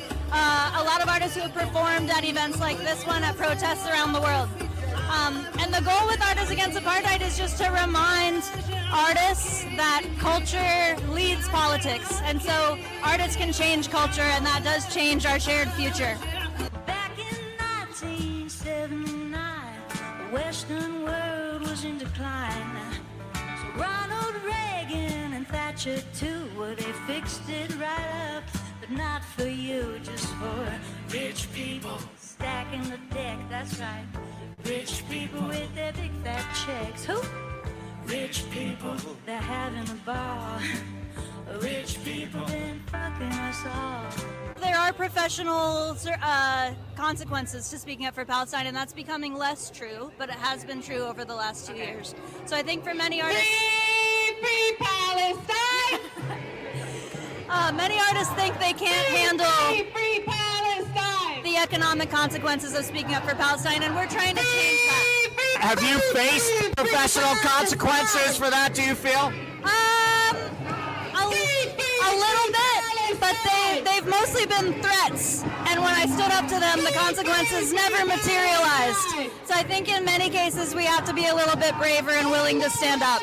All right, last question, because our commies will kill me if I don't ask you this. We have a lot of commies in our audience. What drew you to communist theory, and why do you feel that that's the solution to the problems we have in America? I saw you did that great Elon Musk song about how, in the end, capital will buy up the courts and the politicians. Elon Musk is a fuck of a man, just look at his rich kid face. Well, I like to make his dream come true and shoot him into outer space. Wasn't it Vladimir Lenin who said there ain't no competition? Once the rich buy up all the capital, they buy along the politicians. Can you explain that a little bit for people who maybe are flirting with communism or commie curious? What would you say?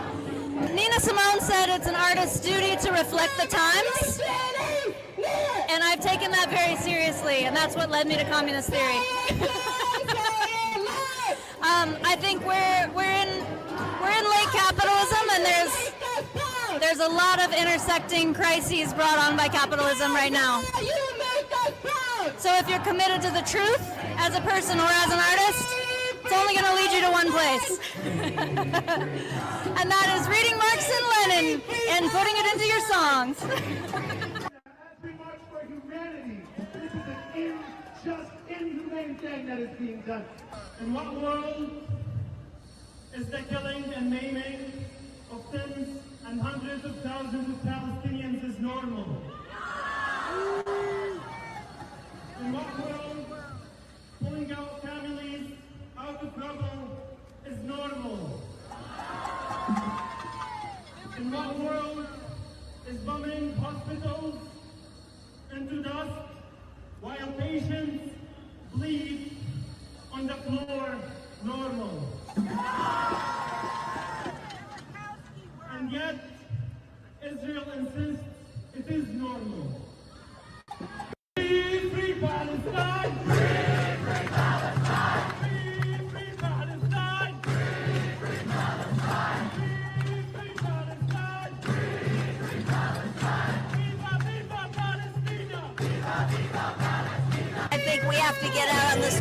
as much as we can while we're watching this starvation. We're watching our Congress people and the White House continue to support the Israeli government. You've been doing some incredible work doing confrontations with members of Congress. Why do you think it is so hard to get them to prioritize America, Palestine, and what people actually want? Well, one is the AIPAC lobby, another is the military-industrial complex lobby, but I think some of them are genuinely fanatical Christian Zionists that really think that this is a biblical mandate. And then, but I think the main one is their fear of being targeted by AIPAC. What do you think the nomination of Zohar Mamdani means in arguably the most Zionist city in America, and why won't Hakeem Jeffries endorse him? He's going to have to demonstrate to a broader electorate, including in many of the neighborhoods that I represent in Brooklyn, that his ideas can actually be put into reality. I think it's a watershed moment for the entire country, and I think that Hakeem Jeffries is going to have to support him in the end. He's really got no choice. That, you know, it's, do you support the 92% of Democrats who don't want to keep supporting Israel's policies, or the 8%? And Mamdani represents the 92%, and Hakeem Jeffries is going to have to make a choice, and he better do the right thing. What do you say to people who despair and feel like no matter what they do, they can't stop the genocide? How do you convince them to keep going and remain as activists fighting for this cause? Just think that every day the people in Gaza and the West Bank, if they're lucky, they get up and they're fighting another day to survive. And so we don't have the luxury of despair. I face the most deadliest, ruthless killing machine in the world face to face. The IRS.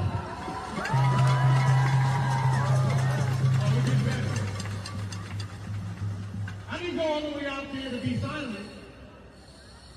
I'm from New York too, so I gave him a little piece of my mouth.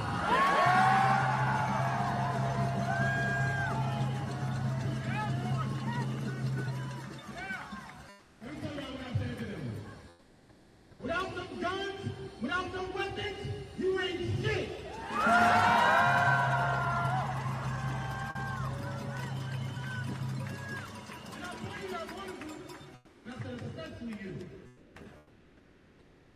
Without them guns, without them weapons, y'all ain't shit.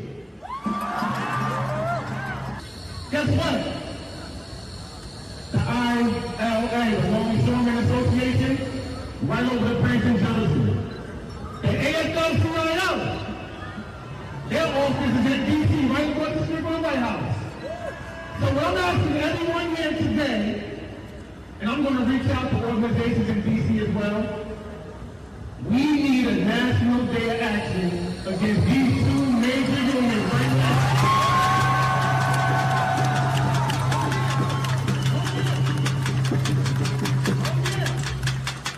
Those two unions have passed 0 resolutions since October 7th. 0.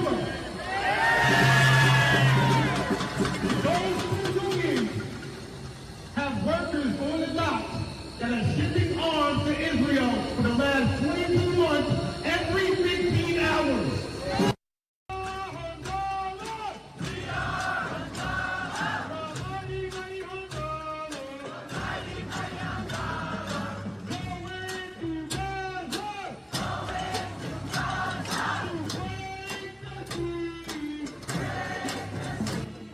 In Israel there, did you feel like your life was in danger?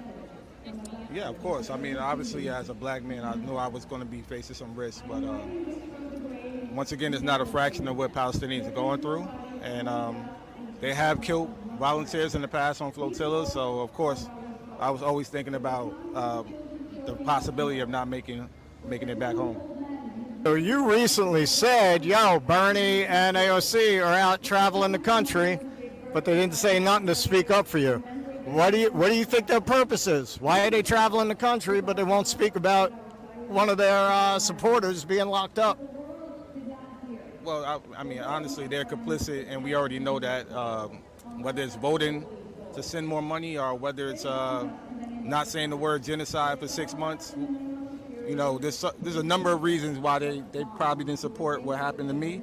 But it's a shame that they didn't speak up on a number of different issues. So I wasn't expecting them to, and I'm happy that the community did what it did while I was locked up. All right, and lastly, you spoke out about how you want people to protest these unions that are not showing any solidarity. Can you say something about that?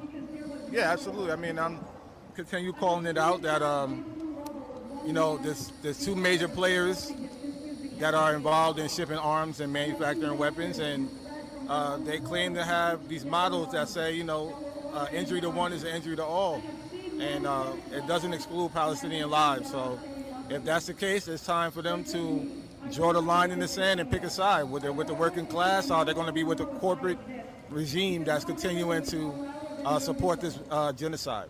What are you calling for people to do? Take a national day of action against the two major players of labor unions, the AFL-CIO and the Longshoremen Association as well, and call them out for their atrocity in shipping arms. Right now I'm trying to start a real U.S. Labor Party that's going to have the policies and values that we need. And I don't see no other way around it. We got to get out the two-party system. So I don't encourage supporting both parties that are bipartisan genocide. And hopefully I can get this Labor Party going again for 2028. Would you call for a general strike? We're not ready yet. We need higher union density. Our union density is in the gutter. It's less than 6% in the private sector, less than 10% in the public sector. The labor movement is really, really small, and we got to organize. They're not organizing enough.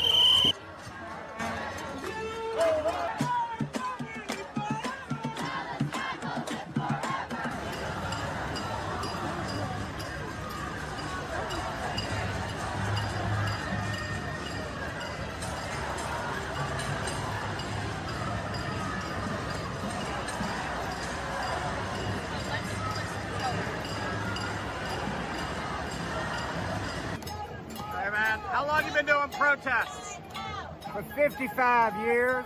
55 years? Yes, I started off in Atlanta, Georgia as a political activist, and now I've moved to Baltimore, and I'm a member of the Party for Socialism and Liberation.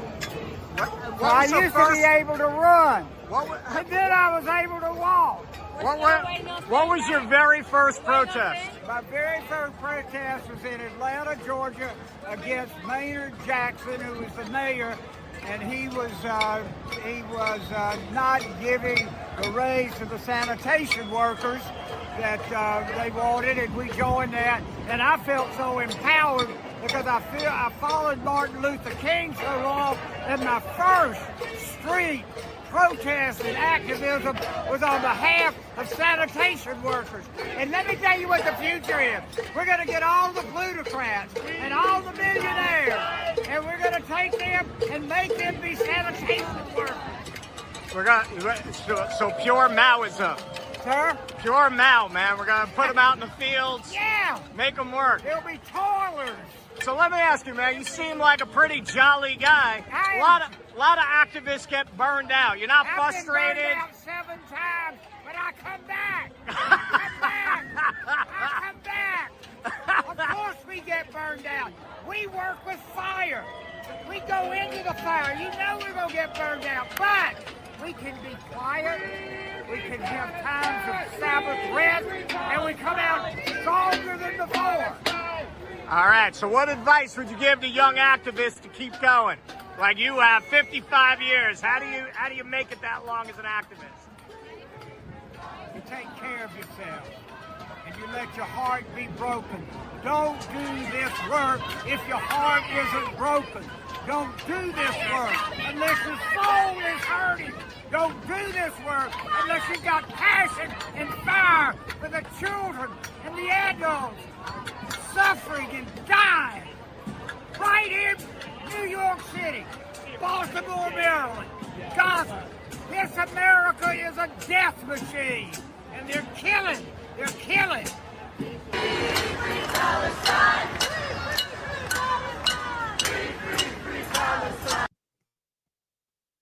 All right. Excellent. Round of applause for Russell in the chat. Great report on what was a hot day out there, obviously. Yeah, Tough it elements. was all right. It was all All right. right. Wasn't too bad. Just one quick note, because we captioned it using our AI program. So one thing they did slip up on, which I'll fix manually for the clip, is the ILA is the International Longshoremen's Association, headquartered in Jersey. He was saying Jersey, and the AI said Jerusalem because the AI sensed that there was an Israel theme to the I thing. didn't catch that. Yeah, so the AI said that they were headquartered in Jerusalem. We have to fact check our AI there. So yes, ILA's That's pretty headquarters funny. is in Jersey. That's right. Yeah, quite the character there at the end. What a great guy. What a spirit. That That's cat, inspiring. I just had an instinct, man, that guy was going to have some stories, and he sure did. Oh yeah. Yeah, hey man, that's very inspiring. And I asked something similar of Medea Benjamin. Like, yeah, who was it who said, it's very disheartening because we haven't saved one life? Well, that was Who said Gabor that, Mate. Rick? That was Gabor Mate? Yeah. So yeah, man, that's been on my mind. Like, well, how do you keep people going? Because it's an eternal problem of activism, because you're fighting such grand structural forces, and it can be very whack-a-mole, because even when you win one battle, basically society is always 2 or 3 years behind the curve. Right. And as soon as society catches up, you're catching the next thing that you're trying to push society forward on. Right. And that's the gig, man. That's the gig. And it can be hard for people. That's why a lot of people walk away from it. We have an opportunity now in these times, I think, like we haven't had in a very long time. I want to get Peter Turchin on the show. I've been reading his book. Makes pretty good sense to me. Basically his thesis in a nutshell is, when you have elite overproduction combined with immiseration of the masses, you get revolution, social instability, societal collapse. And I think that's definitely what's behind the Mamdani victory in New York. Whatever we think of Mamdani, that's beside the point. Clearly, he got all of these people who, I promise you, 8 years ago, they all would have been the people screaming at us, calling us Bernie bros, the people who voted for Mamdani now. I mean, a good portion of them. A good amount, yeah. Good amount of them. What changed? Their opportunities changed. Right. Shit's not working for them. That's why elite overproduction leads to social instability, because then you wind up with an elite versus elite fight. This is why a lot of people don't understand when you say, yeah, the Trump thing, that's just one wing of the deep state against another wing of the deep state. That's what it is. I mean, it's not, there's a pattern in history where you get certain factions of the elites who see their interests in different economic bases. I mean, that's our own Civil War was largely that. As many people will tell you, we brought this up in a segment the other day, that freeing the slaves was not an ostensible goal of the Civil War. Like, yes, it was related to slavery, and the Southerners included that in their declaration for why they were going to the war. That was really a sideshow. That was about the new territories and how they were going to regulate slavery in those territories. There was not a question at the beginning of the war of overturning slavery within the Southern Confederate states that already had it. What it really was a battle between the new industrializing, banker-oriented North and the wealthy planter class of the South, which at that time had a lot more millionaires than the North did. In a lot of ways, that was an economic battle between two wings of the elites, fighting over who was going to have the most power. In a lot of ways, we're going through something similar now. when you have moments of instability like that, there's an opportunity to force tremendous social change, a rare opportunity, because those institutions will tend to greatly weaken, if not entirely collapse, in the process of that battle. Yes, yes. And, you know, when you get out in the street and you see that kind of action, you know, this was, I mean, I don't know what the estimates are, but it was the biggest one in a while. And I know a lot of people had gotten discouraged that these had kind of gotten smaller, you know, in recent months. But obviously this one, you know, they had some big speakers there. As I understand, did they march up to Trump Tower? Was that the end of the line? Because I know Khalil did lead the march. He did end up marching with them. So I'm not sure where it ended, but it was a good crowd. Did he? I didn't see him. Yeah, But I'm pretty sure he did. Maybe he stepped away for a second, because I went up to the front to see who was in the front, and he wasn't there at that time, but maybe he came later. Maybe he came back in. Yeah, I saw some footage of him marching. So yeah, this was one of the biggest events in a while. And yeah, I mean, it is just a question of wrestling with, well, what are we doing out there if nothing's changing? Well, you know, look, as we've mentioned over and over again, this is, just as a matter of fact, going to happen far too slowly. You know, next month, 5 weeks from now, I think, is UN General Assembly. We'll see how many states recognize a state of Palestine there. And I imagine there will be massive demonstrations outside the UN calling for that. And so hopefully that's even bigger than this one. You know, that's really all you can do. You know, as Medea Benjamin said, you know, it's a struggle for people in Gaza to even wake up, right? They don't even know if they're going to wake up. So, you know, despair is not a luxury we have, as she put it. I think she put it very well. Yeah, and Chris said that also when I was interviewing him. I'm not sure if I included that in that extended clip, but he said, you know, what I went through is nothing compared to what people are going through there. You know, and of course that's what you got to remember. Like, how you gonna complain? Right. How you gonna complain? Look at what you're trying to stop. Like, that's the point. And hey, look what just happened in Australia. I saw somebody talking about it in the chat. Yeah, man. They had the biggest march in the country's history, and the prime minister was forced to come out and recognize a Palestinian state, or commit to recognizing it within a few days. Well, you think that's a coincidence? Right. So yeah, you know, that is what it is. You know, if not us, who? You know, somebody has to do it. It falls to us, and we've definitely had an impact. Can you imagine what they would be doing if we did not raise our voices? Like, there wouldn't even be a discussion about this. Like, it would just be completely the Hasbara narrative, and there would really be nothing else. Right. And you know, in addition to just it being a narrative thing, there are concrete actions that they have tried to take that they have failed at taking, particularly as it relates to speech and boycotts. There was the anti-boycott bill that failed, couldn't even get to the floor because it was pulled. And then there was this last thing that Trump tried to do, which was to tie FEMA funding to a pledge not to boycott Israel. That was taken out by the DHS as well after a backlash. So it's not just that the narrative has changed, and the narrative has changed, but if you're looking for stuff more concrete than that, there are things you can look to as actually like concrete and material wins. Unfortunately, tragically, horribly, ending this slaughter is not one of them.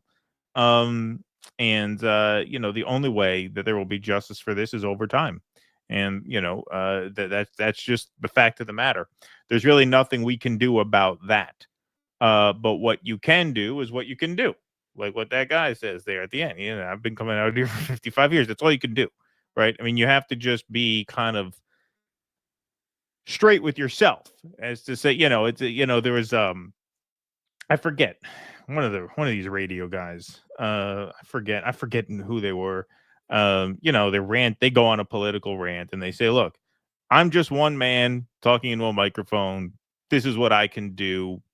Right. I just have to accept that, because if I drive myself crazy, well, why aren't I saving the world? Well, that's an unfair standard to hold yourself to, right? You just have to remember you can only do what you can. And as long as you keep doing what you can, then, you have no reason to regret anything and no reason to second guess yourself, Right. Because you can only do what you can do. You're one person. Well, yeah, it's not all on you and it's not all about you. Like that was definitely something I think a lot of us who kind of went through the Bernie campaigns, you have a part of the reason so many are so bitter about it is because for many people it was a political awakening. And I can say during that campaign, that was really when that idea got through to me that you can't be discouraged from getting involved in activism because you feel like you individually can't change anything. That's the wrong way to look at it. Like there are no peace marches made up of one person, right? Like by definition, it's a collective action. All of this is collective. You can only do what you can do, and you have to be satisfied with that. Right. Exactly. You need to get over the main character syndrome. That's basically the thing. Right. Yes. That is, I think, a very good way of putting it. All right, we are at 939 likes. And we are at 2,049 in the YouTube chat.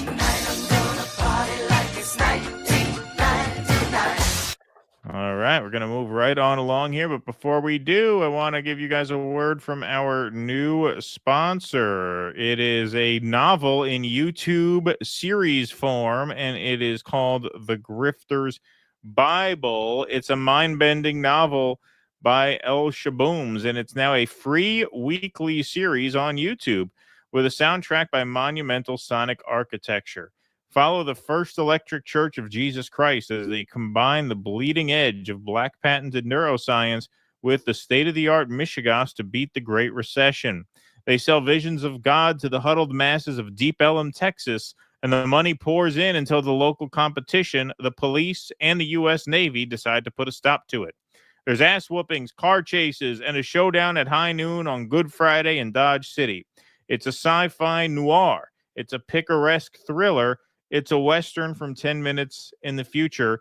It's The Grifter's Bible, a film series by El Shabooms with a soundtrack by Monumental Sonic Architecture.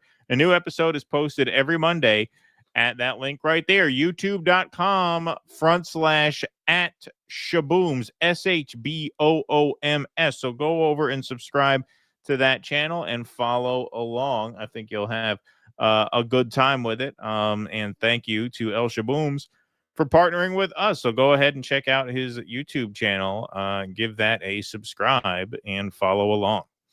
Okay, we got Jay. Oh, no, got that one already. All right, Brandon Guillory says, just wait till the Trump presidential funeral. That rehab will be thick for weeks. There you go.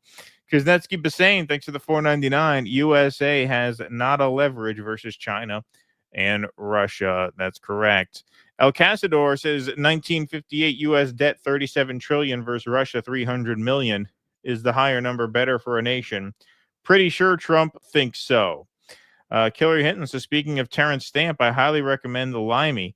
Totally underappreciated gem. Stamp fucking kills it. Peter Fonda is perfectly sleazy, and Luis Guzman and Barry Jennings are rock solid. Thank you, Killer Hinton. I never saw that one, actually. Ken Texican, great cover on the NYC Rally, DD. Free Palestine. There you go. Thank you, Ken Texican. Appreciate that. Let's see here. Mark Dansky says, I wish you guys great success on your shoot. Wish I could go to St. Louis to do sound for you. Sound is everything. Practice every possible scenario many times. Watch the meters, fix the game. Yeah, we are. I have my lavalier mics ready to go. They're actually right here. I got the stuff that Russell recommended, and we're actually going to be bringing our podcast microphones. So I'm a big believer in recording as much audio as you can to maximize the options. But yes, sound is super important. It's the hardest thing. It's the hardest thing to get right. Now with the cameras nowadays, I mean, we're filming these on our iPhones. You could shoot 4K. We're going to shoot this in 4K on our phones. So the visual is really not the challenge anymore. It's still the sound. That's the key. Professor Brown note, happy birthday at Keaton's. People are saying Maltese divers did the Nord Stream pipeline. Thank you, Professor Brown. No, appreciate that. All right, let's move right on along here. Okay, so this was a bit of terrible news here. Trump cuts off medical visas from Gaza after Laura Loomer meltdown. That's right. You read that correctly. Donald Trump's administration stopped all visitor visas from Gaza, including those for humanitarian and medical aid, on Saturday after far-right provocateur and Trump friend Laura Loomer posted about several Palestinian children being allowed into the U.S. for medical care amid Israel's relentless siege and blockade. So yes, the State Department tweeted this out yesterday, 1:59 p.m. on the East Coast. All visitor visas for individuals from Gaza are being stopped while we conduct a full and thorough review of the process and procedures used to issue a small number of temporary medical humanitarian visas in recent days. So we'll take a little step back to realize how this happened. So Loomer posted a video Friday, that would have been the 15th, showing children from Gaza arriving in San Francisco for treatment, greeted by a cheering crowd. Loomer called the video an exclusive, posting it to X with her watermark on it, despite it being posted on August 6th by the nonprofit Heal Palestine, which provides medical care to Palestinians. So yes, here it is. Exclusive. I mean, it is exclusive in the sense that Laura Loomer is exclusively odious, exclusively craven, and exclusively heartless that she would make a big cause of this. But no, you can see on the video itself, it's from Heal Palestine. So no, she does not have an exclusive on this. This is just pure. What a fucking pig. Yeah, just pure clout chasing in the most mean-spirited kind. Exclusive. Despite the U.S. saying we are not accepting Palestinian refugees into the United States under the Trump administration, I have obtained video footage. No, you have not obtained it. It was posted on the internet. What do you mean you have obtained it? It was posted online. This isn't your scoop. I have obtained video footage of Palestinians who claim to be refugees from Gaza coming into the United States via San Francisco and Houston, Texas. How did you obtain it? Like what? It was in a thumb drive stuck up Randy Fine's asshole. That's how you obtained it. You reached up there and fished it out. No, it was posted on the internet. The Palestinians traveled from Gaza to the U.S. with the help of a group called Heal Palestine. Again, the video is from Heal Palestine. How did Palestinians get visas under the Trump administration to get into the United States? Did the State Department approve this? How did they get out of Gaza? Is Secretary Rubio aware of this? Who from the State Department is assisting Heal Palestine? Yeah, I'm sure Heal Palestine has infiltrated the under Marco Rubio. Yeah, I'm sure that's a thing. Why are any Islamic invaders coming into the U.S. under Trump administration? By Islamic invaders, she means maimed children who are coming here to get medical care. Literally. Yes, literally. Who approved the visas? How many more are being given visas to come into the U.S.? And why are Gavin Newsom and Greg Abbott harboring Palestinian refugees in California and Texas? This is a national security threat. Again, that Greg Abbott, that old lefty. Right. Yeah, exactly. Yeah, pro-Palestine mole, Greg Abbott. This is a national security threat. We didn't vote for more Islamic immigration into the United States. Who signed off on these visas? They should be fired. And then, of course, she continued her meltdown until the State Department finally, as we know, revoked them. Or suspended them, I should say. According to NBC Bay Area, Leon is a 14-year-old who was burned and injured by shrapnel in an explosion at her school. Ghazal, 6, was also hurt in an explosion. Another child who arrived, 8-year-old Anas, was hurt in an explosion that killed his entire family. There were 11 children in total evacuated. 11. The largest medical evacuation of injured children from Gaza to the U.S. talking about 11 kids who are maimed. And she raises a stink over this. And the State Department listens to her. But we'll get more into that in a moment. Let's take a look at... Sorry, go ahead. Aren't they worried that they're going to grow up to hate us for our freedom? Yeah, right. Exactly. Yeah, exactly. So here is a brief report cited in the Rolling Stone article from NBC Bay Area. To a safe zone tonight, 3 children from a war zone to a safe zone tonight. 3 children hurt during the war in Gaza are in the Bay Area to receive critical treatment. NBC Bay Area's Sergio Quintana was at SFO as 2 of the children arrived just a few hours ago.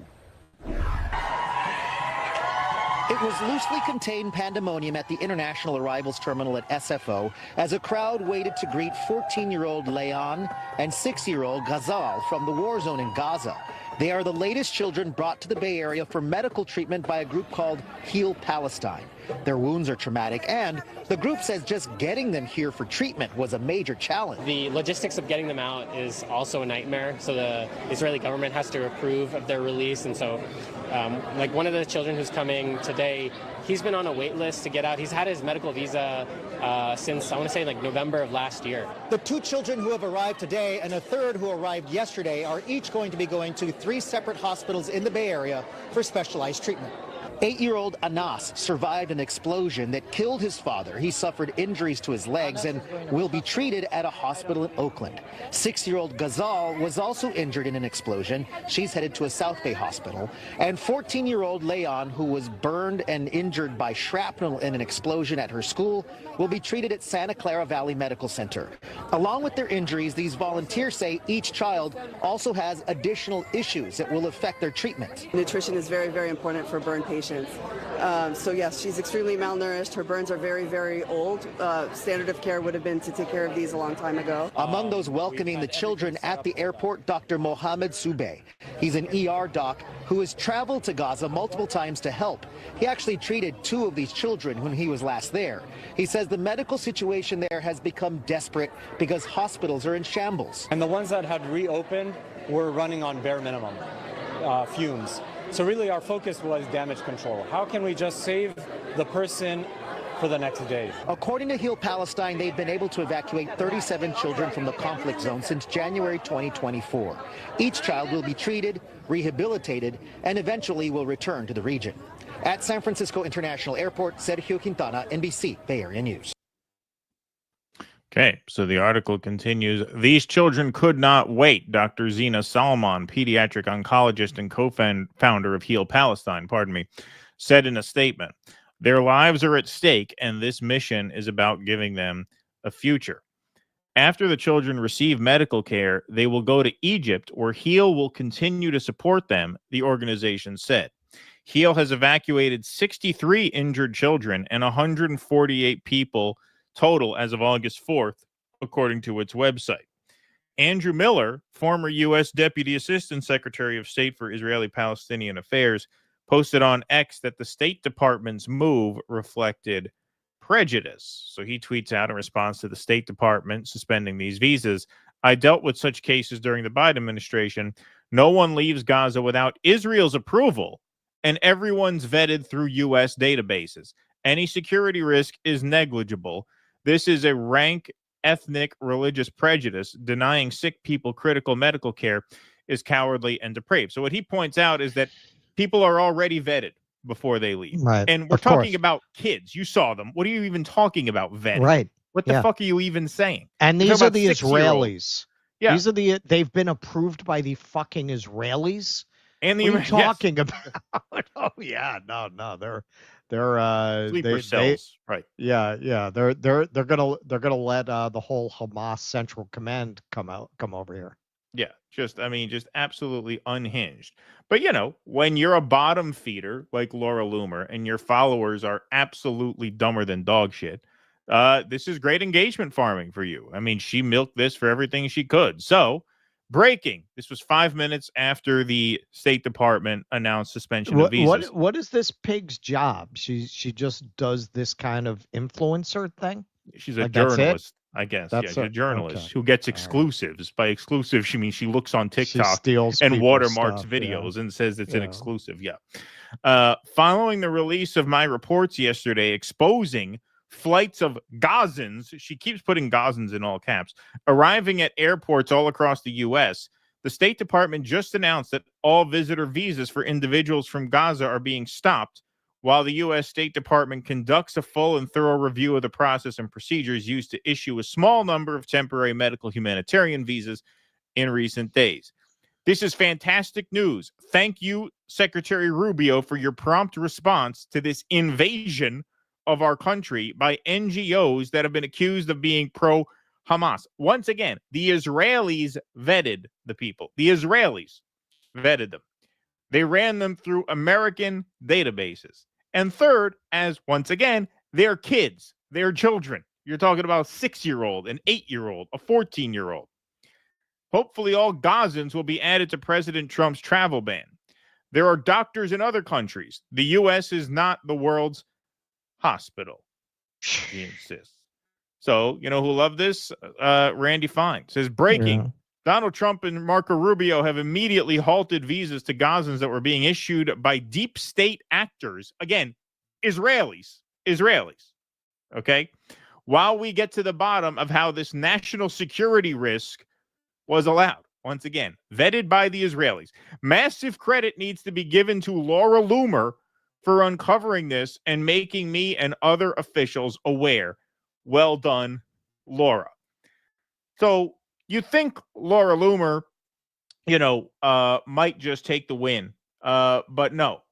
I mean, she milked this for everything she could up to that tweet and then after. So here she is just a couple hours before. The United States is not the world's hospital. There are 56 Muslim countries in the world. Many of these countries are very wealthy, and their leaders live lavish lifestyles. They are more than welcome to give these Gazans medical care. Again, so these kids are going back to Egypt once they get the treatment that they get here. Allowing Gazans to come into the U.S. is America last policy. We are full. To which Dropsite, because she mentioned the wealth of these other nations.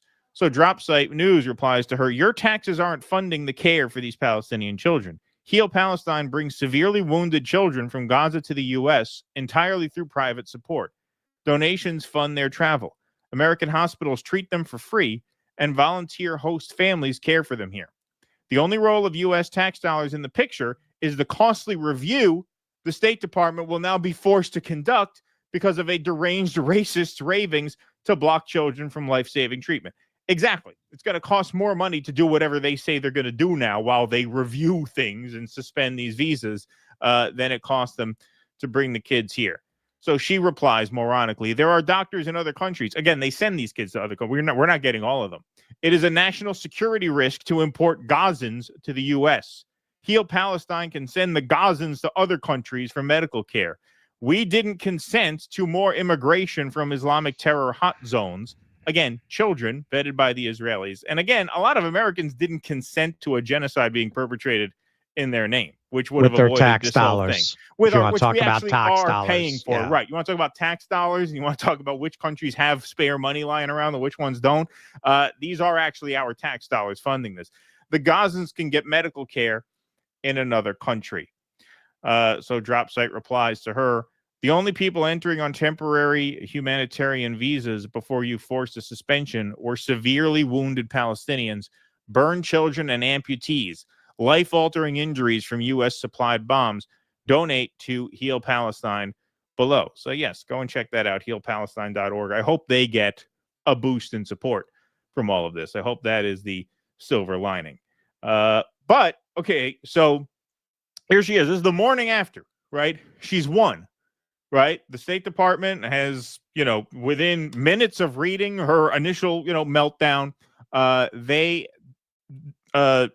decided, Laura Loomer sets this kind of immigration policy. So what Laura wants, Laura gets. So you would think she would just stop there, but she doesn't, because what every grifting MAGA influencer hack knows is that when you are hot, you keep the tweets coming. You want to farm engagement as much as possible. Milk it for everything it's worth. So now not only does she get the win and refuse to take the win, now she wants to go back and find out who in the State Department approved this program in the first place, and she wants heads to roll. So she says, upon being alerted to this, Marco Rubio immediately reviewed it and issued a statement via the State Department X account to his credit. However, we still need answers. Who at state approved the visas? Will they be reprimanded and or terminated? Who at DHS signed off on Gazans entering at TSA? Did the White House know about this? If so, how long has the White House known? These are all questions that members of Congress should be getting answers to for the American people. I am calling on every single member of Congress to inquire within the U.S. State, with the U.S. State Department, which employees endangered the safety of U.S. citizens by signing off on visas for Gazans. We need to know who is responsible. There needs to be consequences. General Mike Flynn loves it. Loves it. See, if you're going to say that you're not a racist movement, by definition, this is really not the kind of look you want, right? No. To have the thought leaders piling on for, denying care to child amputees of a genocide that we actually do fund. So now it's getting late. It's 8:30 p.m. last night. We still don't have the names of State Department employees who approved the visas, Secretary Rubio. Every member of Congress needs to press. There are doctors in other countries. This is inexcusable, blah, blah, blah. So Gen X girl makes a good point. Gen X girl does not work for us anymore. So this is not nepotism, but this is a banger. How come you haven't posted about this Israeli pedo who works for Netanyahu? You want to talk about an invasion? How about the Israel pedo invasion, since our government approved Israel for the visa waiver program so these pedos can come and go as they please? Jeffrey Epstein, anyone? Yeah. I don't see you make it a big deal. We're going to do in our next segment one of Netanyahu's cohorts just got busted doing some very terrible things. And yet I don't see anybody saying, hey, we should suspend Israeli visas. No outrage there at all. I like this one from Zhao De Shuai. Chinese account. Chinese have a great troll game. The Judeo-Christian crowd looks at an APAC conference. Islam everywhere. So finally, and perhaps most importantly, HEAL, the organization itself, put out a statement in response to this. HEAL Palestine is distressed by the Department of State's decision to stop all visitor visas from Gaza. HEAL Palestine is an American humanitarian nonprofit organization delivering urgent aid and medical care to children in Palestine, including sponsoring and bringing severely injured children to the U.S. on temporary visas for essential medical treatment not available at home. After their treatment is complete, the children and any accompanying family members return to the Middle East. This is a medical treatment program, not a refugee resettlement program. Our mission gives children a renewed chance at life, whether through life-saving surgery or the ability to walk again. U.S. tax dollars do not fund this treatment. Guided by human and American values, HEAL is committed to offering hope and healing to the few young lives we can reach. So yeah, healpalestine.org is the website. If you want to go and donate to them, they seem like a wonderful organization that does really terrific work. And I hope that the silver lining from this wretched story is that they get a bump in donations and they see an increase in support and that they can continue their work sometime in the future. But you talk about a fucking ship of fools. Yeah, you have this fucking clown, this deranged clown, apparently just setting immigration policy by tweet storm. She could have a Twitter meltdown, and within minutes, the State Department is bending to her will. And we talk about sheepdogs, right? You talk about liberal sheepdogs in our sort of online left space. You talk about a sheepdog. This is Laura Loomer, some renegade independent journalist. First of all, doesn't seem to be much of a journalist at all. She seems to have just lifted this video from an existing TikTok handle or whatever it was and called it an exclusive. But the fact that she is this influential as a policymaker shows you that, this whole sort of like MAGA influencer space is a giant sheepdog because who's been singing her praises? Not just Randy Fine, but Mark Levin, because she's an Iran hawk, right? So you talk about bringing this independent media obsessed sort of anti-establishment punk rock MAGA aesthetic to what is essentially neocon foreign policy, with in this case just a twist of white nativism thrown in. I mean, that you talk about a sheepdog, man. I mean, you talk about someone who is corralling a supposed anti-establishment audience right into the arms of the deep state and the military industrial complex. I can't think of anyone who does it better than Laura Loomer. And it's just really dystopian that she has this kind of influence over immigration policy within minutes of a meltdown on Twitter. The State Department's coming out and saying, we're going to have to pause this and look this over. There are some stories where I can see our whole gig going up in smoke if I were to say what I thought.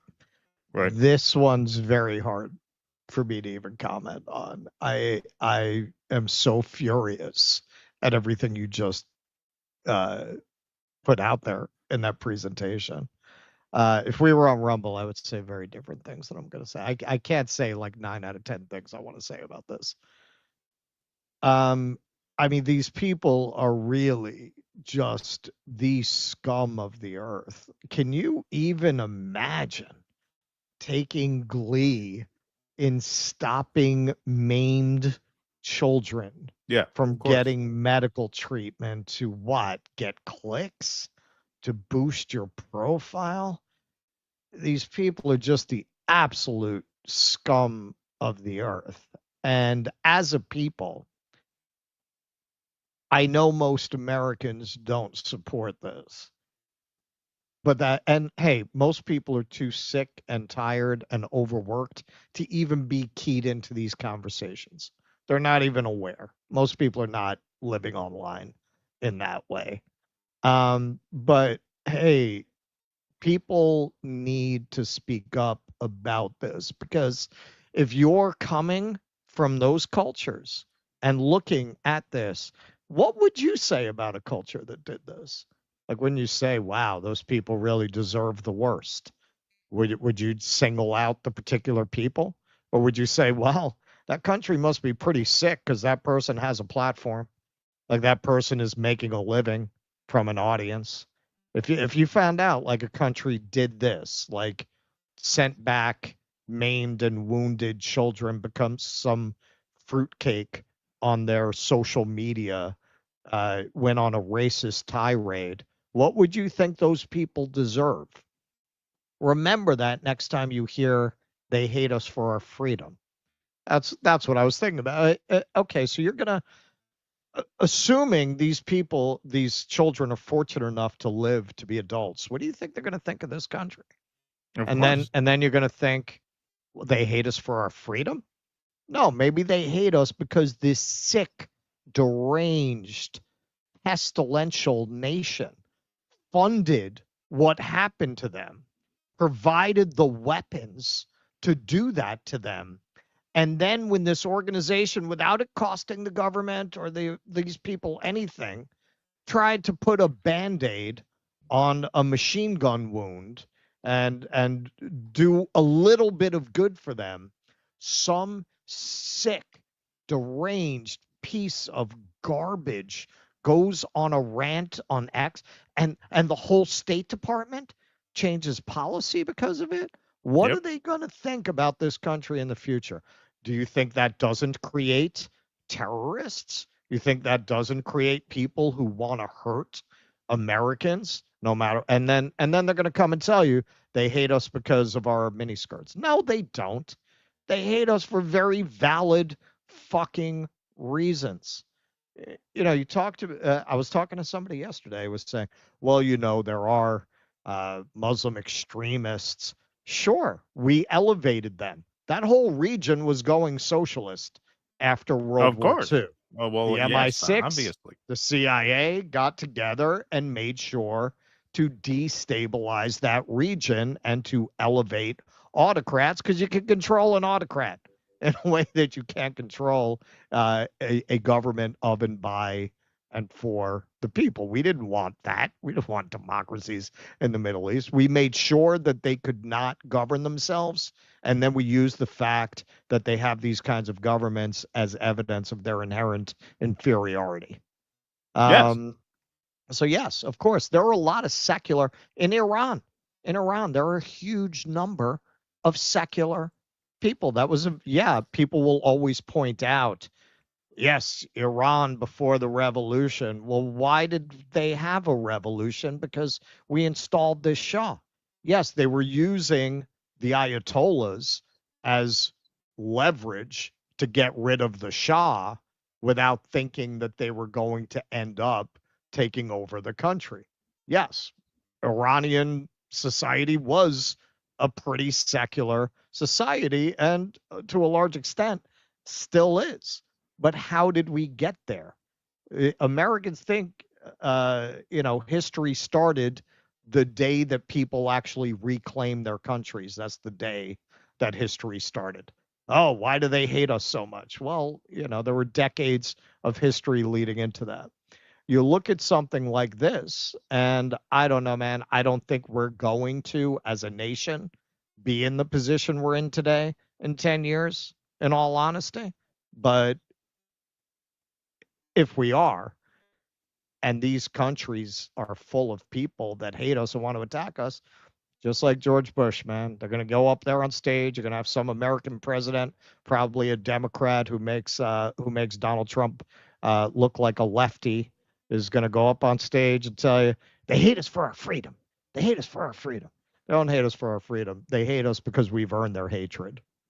Yeah, I mean, it's that's the exact narrative after 9/11. I mean, and it's the whole recent history. Like, look at this. Of How do they American not hate relations us? with the region. Well, yeah, obviously, and in the age of the internet, things move very, very quickly, and the fact that people like this have this kind of direct influence, right, so instantly.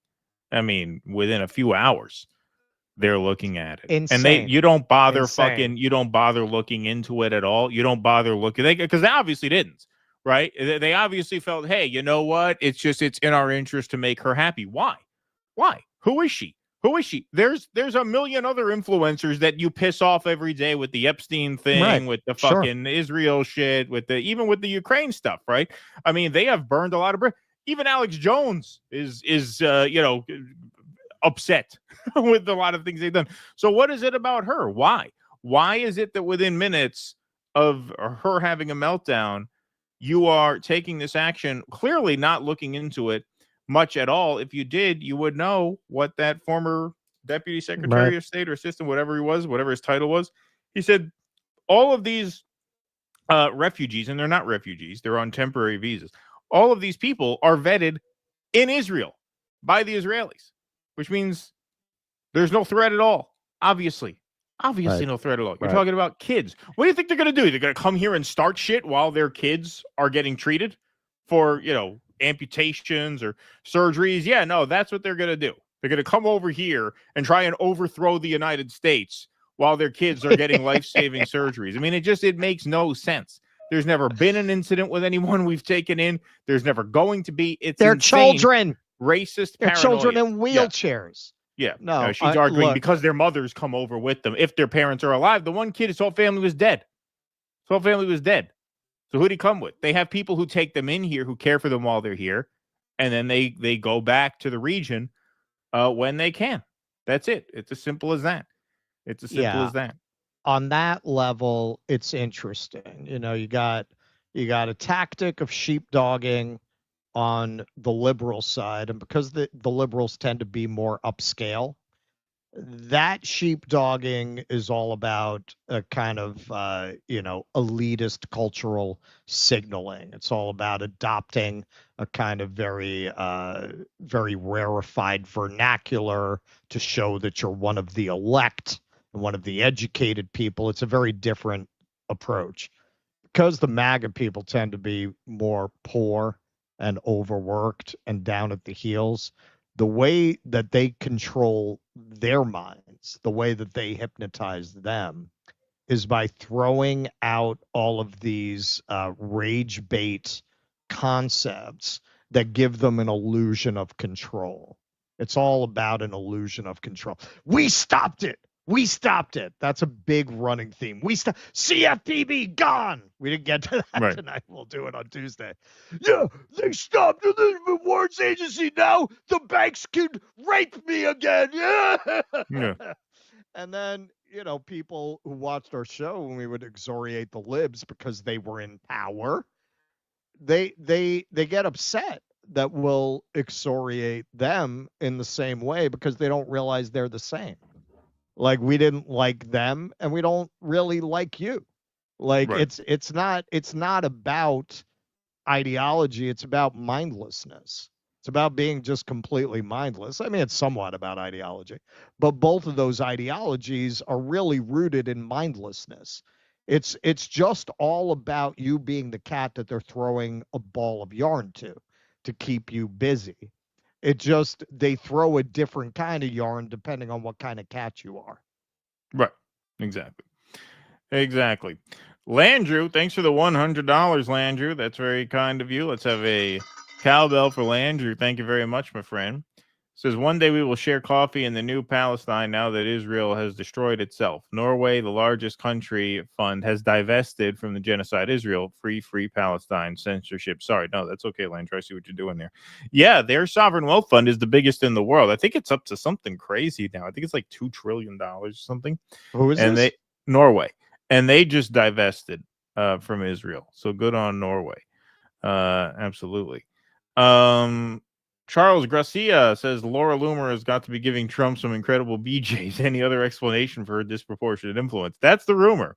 Bill Maher said that, then she sued him, I think. So we can't say that for sure, but that is a sound theory in my opinion. It's possible, as they say, allegedly. Racecar 789, thanks for the $20. Great show, guys. Thank you, Racecar. Thank you. Appreciate that very much. Demon Wolf says, we are winning the war of perception. It's just a shame it took so much inhumanity to get here. The Israel project will collapse and Palestine will be freed. Now we just keep pushing and it will come. Vito is here. Vito, Loomer can take those inflated lips and go kiss the Western Wall, if you get my meaning. Answer sucks. You guys rock. Let's have a cowbell for Vito. Oh, and let's have our sound drop for Landrew too. Oh, yeah. Sorry absolutely. about that, Landrew. Thank you, Vito. Appreciate that very much. Okay.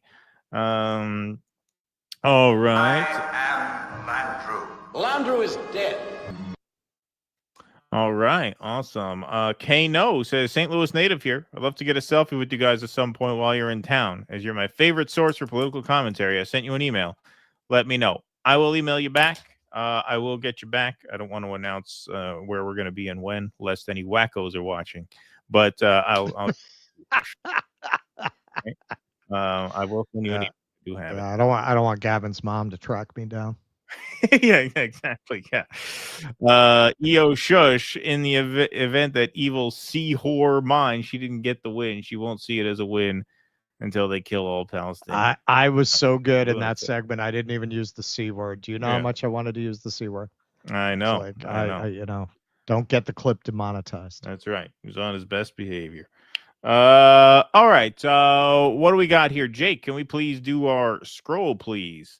Thank you very much, sir. All right. So, folks, hey, if you like what we do here and you want to help us do more of it, including our special projects like our upcoming St. Louis documentary, you can do so by becoming a member. In fact, that is the best way to support the show. And you can do so by going to dudissidents.com/Patreon/Substack or /locals. All three of those take you to our member support platforms. You get a bunch of perks in exchange for doing so. You get a film club movie night stream once a month. You also get post-game access and call-in Q&A access once a month, where we do an extended show for members only and take your calls. You get your name up in lights here on the show scroll. You get ad-free replays of every live stream sent to you the day after they air publicly. So if you miss a show and you want to watch it back free of the ad interruptions that come with the main platforms, you get a private link emailed to you the day after the show where you get to watch the whole thing ad-free, just as if you're watching live. And, of course, every Sunday night, you get call-in access to our post-show Q&As, which are over on Rumble. Tonight is Sunday, so we will be going over to Rumble for a Q&A after the conclusion of the show this evening. So, once again, you guys are the backbone of the show. We could not do this without you. Thank you very much for your support. Okay, we got Dorian Marquis says, I'm so sick of Laura's man jaw and fake cheekbones. She looks like and embodies the Wicked Witch. RuPaul's way more glamorous. Thank you, Dorian. Eric Torres says, Jesus Christ, I could feel a piece of my soul dying during this Laura Loomer segment. Yeah, pretty horrible stuff. Very hard to take. Mark Pugliese, the U.S. overthrew Mossadegh because he didn't want Western educated intellectuals, so they stoked the radical fundamentalists to help in the overthrow. That's right. David Santucci, thanks for the $20. Public opinion is shifting. The day of reckoning will come for the loomers and fines of the world. Thank you. Appreciate that. I hope David. you're right. I've been doing, because I want to do the play Marat Sade. I've been doing a lot of research on the French Revolution. Okay, let's see what we got here. Okay. Let's move on. Okay, I have 2 in a row here, right? That's right.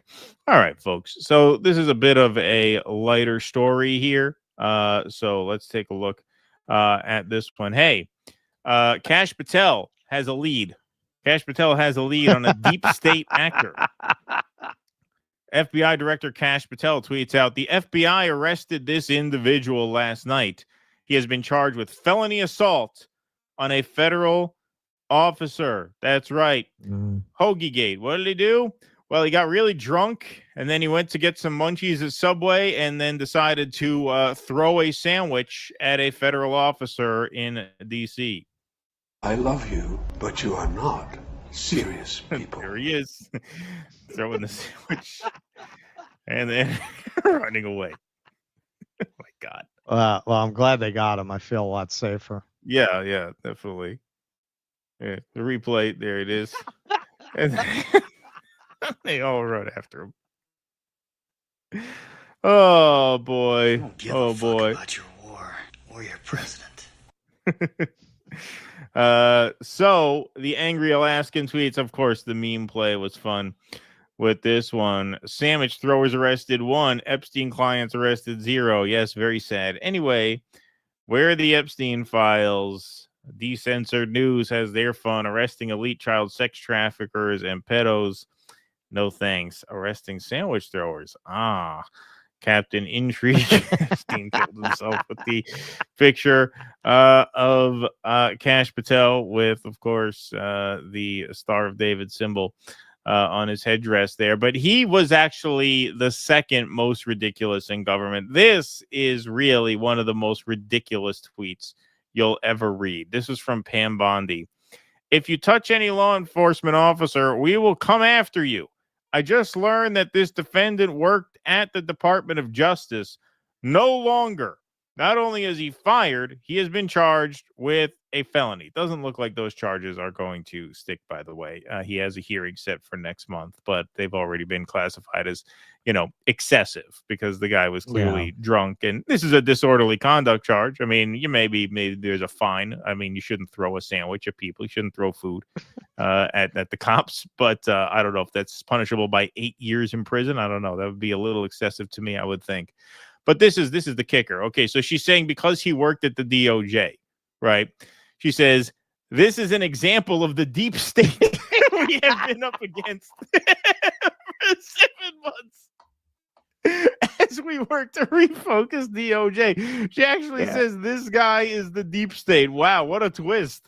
Yeah, it's like Operation Werewolf in World War II, where the Nazis supposedly left these cells behind to fight a guerrilla war. When Trump won, the deep state left sandwich throwers behind. Oh my God, the deep states. This is an example of the deep state. Like, you know that even the base is upset with you at your spiking of the Epstein files because they thought that they were going to get a DOJ that went after the deep state.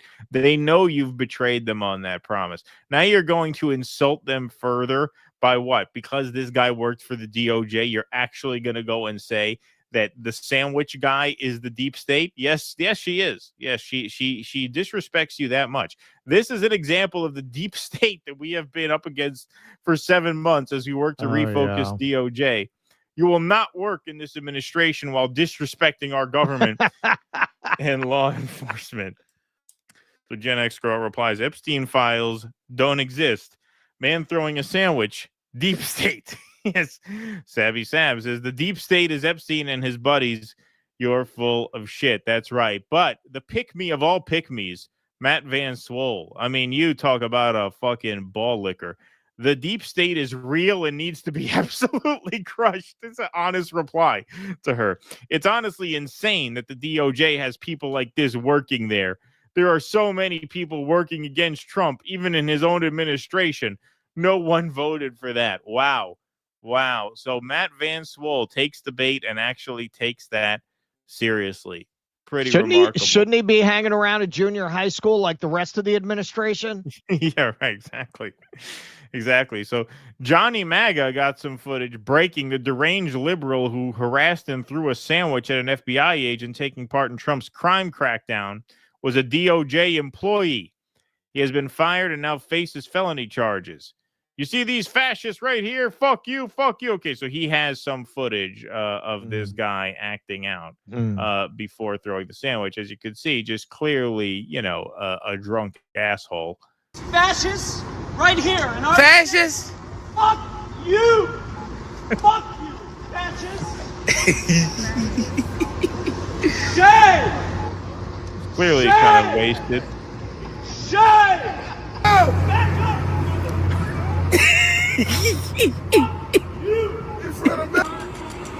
Motherfucker! Oh my God.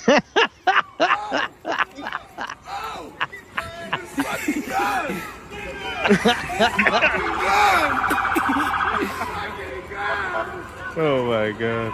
Oh, what a country. What a country indeed. Wow.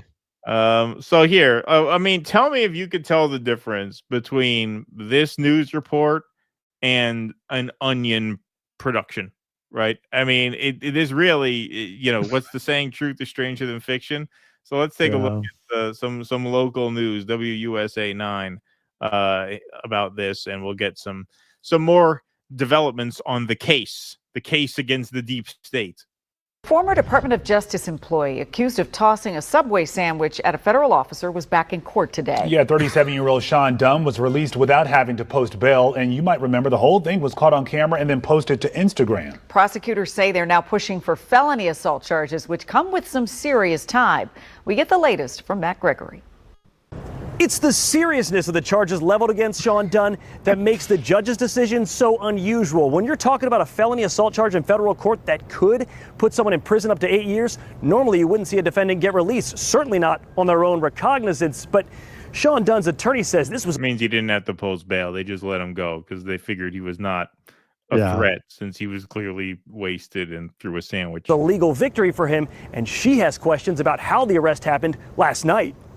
Court documents and video show what prosecutors say happened Sunday night near 14th and U Street. They allege Dunn verbally confronted federal officers, then threw his Subway sandwich at one of them at close range. In retrospect, he's going to say, hey, why did I do that? But at the time, mentally, he's like, hey, this is my city. Don't want you here. Police arrested Dunn, and according to court records, he admitted, quote, I did it. I threw the sandwich. It's tragic.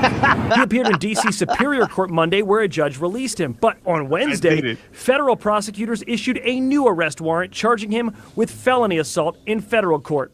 Now, inside the courtroom, Dunn's attorney said he tried to turn himself in, but received no response from the DOJ. She claims 20 officers later came to his home to arrest him. The attorney also revealed Dunn served in the U.S. Air Force, which was a fact prosecutors didn't appear to know, and that he had been working for the DOJ until he was fired this week. Now, his attorney also argued that no one was injured and questioned whether this incident meets the standard for such a serious felony charge. The judge agreed to release Dunn pending his next court date, but it's a case that has sparked debate across the city. That's too bad. You shouldn't do this. Yeah, no, you shouldn't do this. No. So why do you think that? Well, I mean, he's not supposed to do that.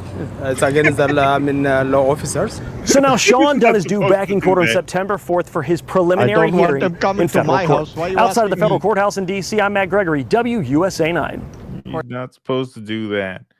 Now, he did issue a statement, and he says, in New York, some are calling me a hero. In New England, they insist I'm just a grinder, and it's really driving a wedge through these communities. Got some dad jokes in on that one. Wow. That was the worst thing you ever said on this show. Yeah. You know I'm allergic to puns. I know. He doesn't like the dad jokes. He doesn't like the puns.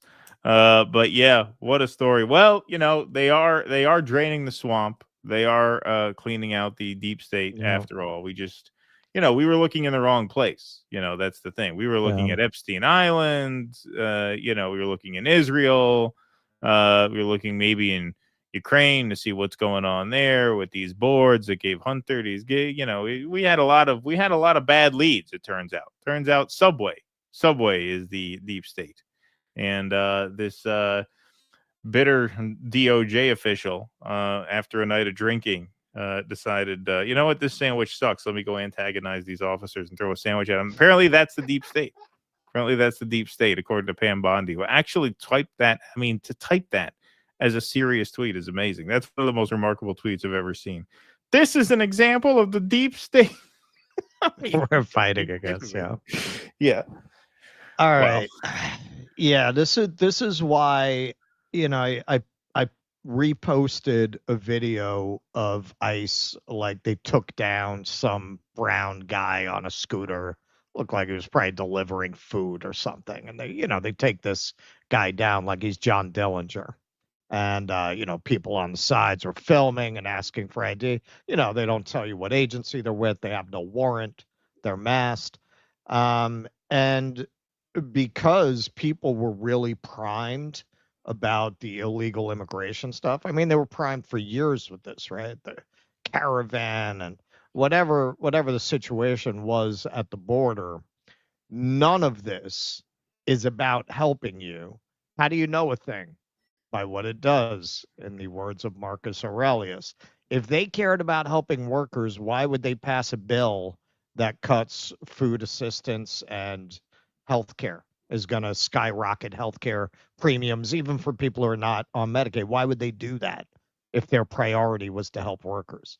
Okay, so clearly they don't care about helping workers. So once you see that, okay, so why are they building all these detention centers all around the country for an immigrant problem that they're telling people is about workers? Meanwhile, they're drooling about the possibility of automated factories and robots that can pick fruits and throwing Medicaid people out into the fields. Like, if this is really about employment and helping workers, they wouldn't talk that way about it. Whenever people say, well, do we have the labor capacity to fill these jobs, they start talking about automation immediately. Besant did it. Pigman, Lutnick did it. We've shown clips of this. So why would you build a national police force? Isn't the lesson, first of all, the lesson of the military-industrial complex is once you build a very lucrative industry to fight a war, you think that industry is just going to shut down when the war is over? No. Now there's livelihoods. Fortunes are made now. So the industry winds up influencing the government to continue to justify its own existence. That's why we're always at war. What do you think's going to happen once the immigration thing is settled to a reasonable degree, or to a degree that they just don't have anybody to go after anymore? You think they're going to send all these fascist punks home? You think they're going to send them all home? You think they're going to close all these detention centers? There's going to be no jobs for them at home. By that time, you're going to have tens of thousands of people whose livelihoods depend on this ICE service, which is really a U.S. national police force, right? That's really what they're building.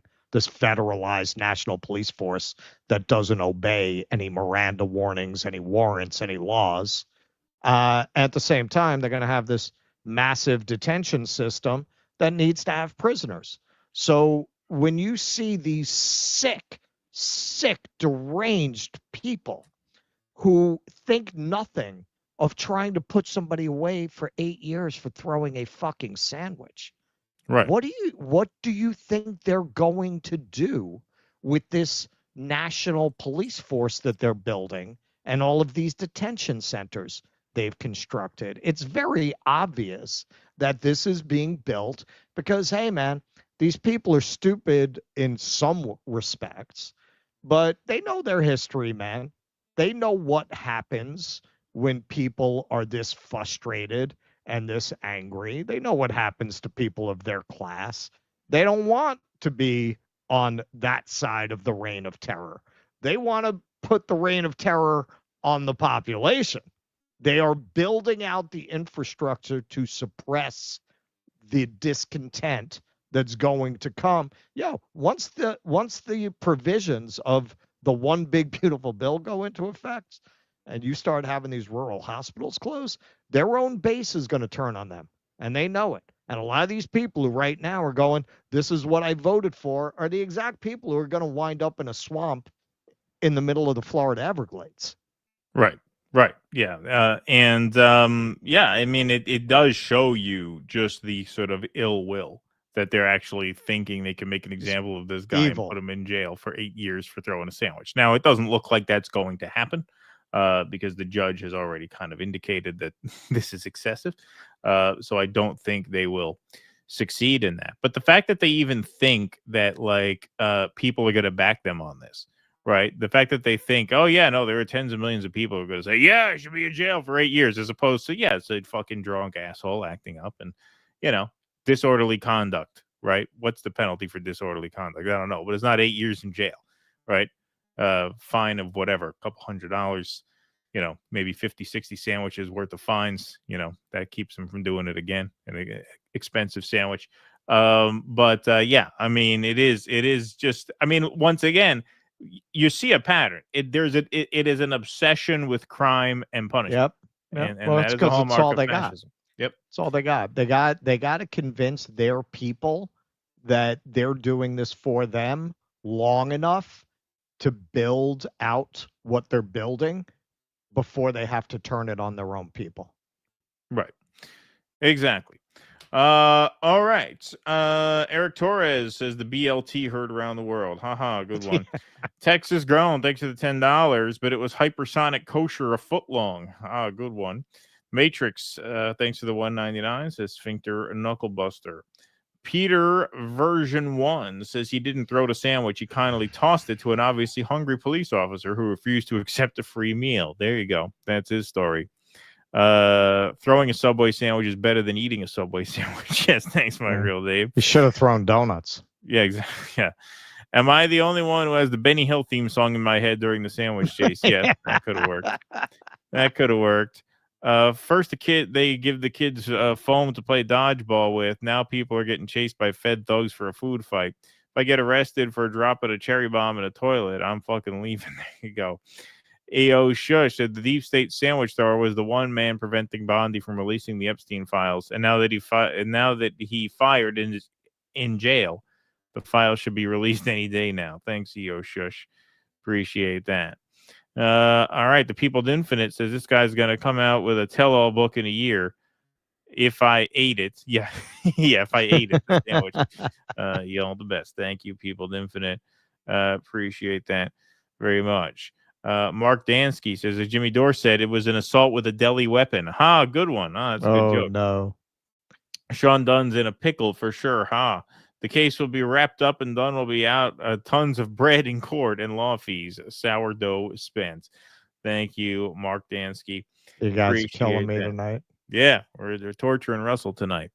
All right, we're going to do an ad now for another Westwood One ad for the NFL. How you like that? So set your clocks and mark your calendars and buckle up for the best NFL primetime football action starting September 4th on Westwood One.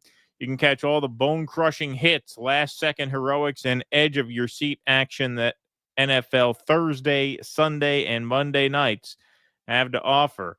Whether you're tailgating, driving, or chilling at home, don't miss a single snap. Listen on the NFL app, the Westwood One Sports app, at westwoodonesports.com, or just say, Alexa, open Westwood One Sports.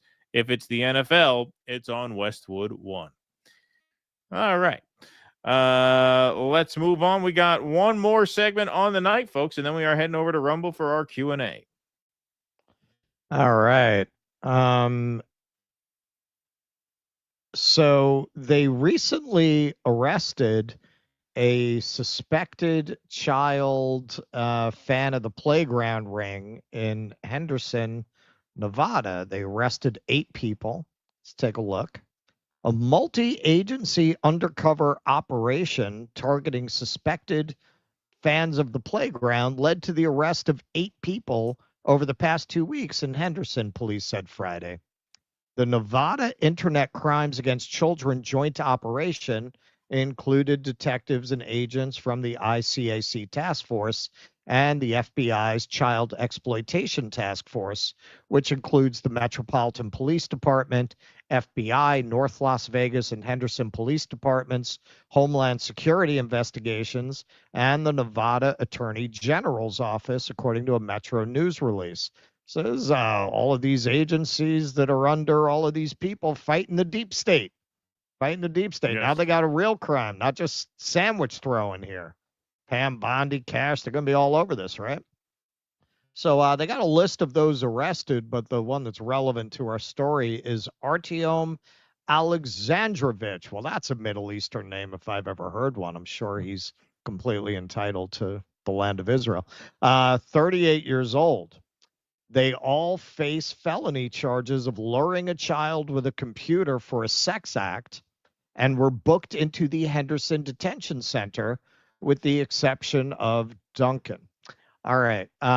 So who is Tom, his anglicized version of his name, Alexandrovich? Well, as you can see there behind his head, this picture was taken while he was attending a conference there in Las Vegas. Executive Director of the Defense Division of the Israel National Cyber Directorate. There's his X profile there. Building national security AI for defense, aviation security. Pretty high-ranking guy. So where is he now? Oh, Israeli official arrested in Nevada, fan of the playground operation, is released and back in Israel. Isn't that weird? Isn't that weird? This whole task force with the FBI and Homeland Security, and this guy just gets released back to Israel? Wow. What happened? Do something about these visas, you know? Very, very strange. Yeah, vet man. people a little more Did the carefully. taxpayer pay for this? Yeah. Laura Loomer's got to get on this. Sometime after the arrest became public, Alexandrovich's LinkedIn profile was deleted. According to a screenshot posted online, his LinkedIn said he is the executive director of the Israel Cyber Directorate, which is a government agency that operates under the office of Prime Minister Benjamin Netanyahu. Alexandrovich was in Las Vegas to attend this year's Black Hat briefings, an annual gathering of cybersecurity professionals. He posted a photo of himself at the conference on his LinkedIn before the account was deleted. Ynet, an Israeli news outlet, confirmed that, quote, an employee of the Israel National Cyber Directorate was briefly detained for questioning. The publication did not name Alexandrovich and omitted the fact that he was arrested. Netanyahu's office issued a statement and denied that the employee in question was arrested at all. Quote, a state employee who traveled to the U.S. for professional matters was questioned by American authorities during his stay, the Prime Minister's office said. The employee, who does not hold a diplomatic visa, was not arrested and return to Israel as scheduled. Now, you know, an Israeli is lying if they're breathing. They just lie constantly. They've said there's no evidence of Israeli guards assaulting Palestinian prisoners, sexually assaulting Palestinians. There's literally video of that happening. So Mel here, good job on citizen journalism. 1, Tom Alexandrovich was 100% charged. It's on the county website, and his next hearing is August 27th, 2025. 2, Tom was charged with luring a child with a computer to engage in sexual conduct. 3, in order to be charged with this specific offense, Tom had to seek out a child under the age of 16 with the explicit purpose of luring them from their parents to engage in blank conduct. Who in the Trump administration intervened on behalf of Alexandrovich? Was it Cash? Wouldn't surprise me, since the FBI was part of the sting. That's fighting the deep state, man. You know, he should have gotten himself a sandwich there. So here she provides the receipts. Arrested actually on my birthday, I guess, August 7th. And yeah, that's the day of the arrest, and August 27th, right there, next event. So yeah, man, they're just lying. Yes, he was definitely arrested. He's got a court date scheduled, but he fled the country, right? I don't think he's going to be there on August 27th. I'm betting he's not going to be there. So she provided the section of law here. If you want to look up her tweet, AG Trader says, FBI Director Cash, you let one get away. Oh, damn it. Oh, damn it. Now, there has been a lot of reporting on this over the years. There was actually a story a couple months ago.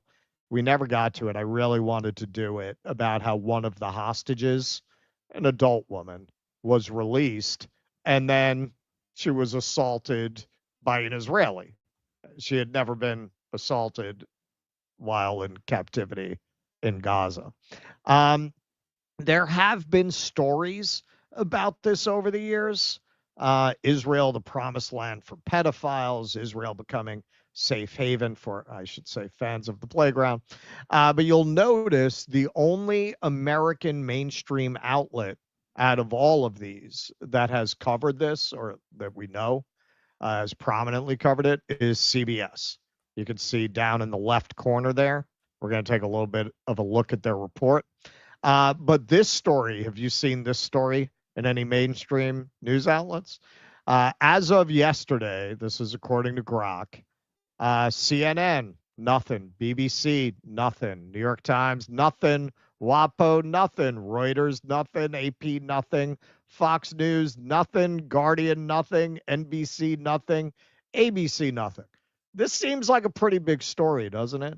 You have this guy who works at a high enough level under the prime minister that that Netanyahu's office actually put out a statement about it, which covered up for what actually happened, just straight out lied about the incident. So you're not talking about a nobody. You're not talking about some desk clerk at the local library in Israel fled back to Israel. You're talking about a pretty high-ranking person working for the prime minister. And nothing, not covering it at all. This report, I'd be very surprised if they would do a report like this now, given how charged the whole subject of Israel is.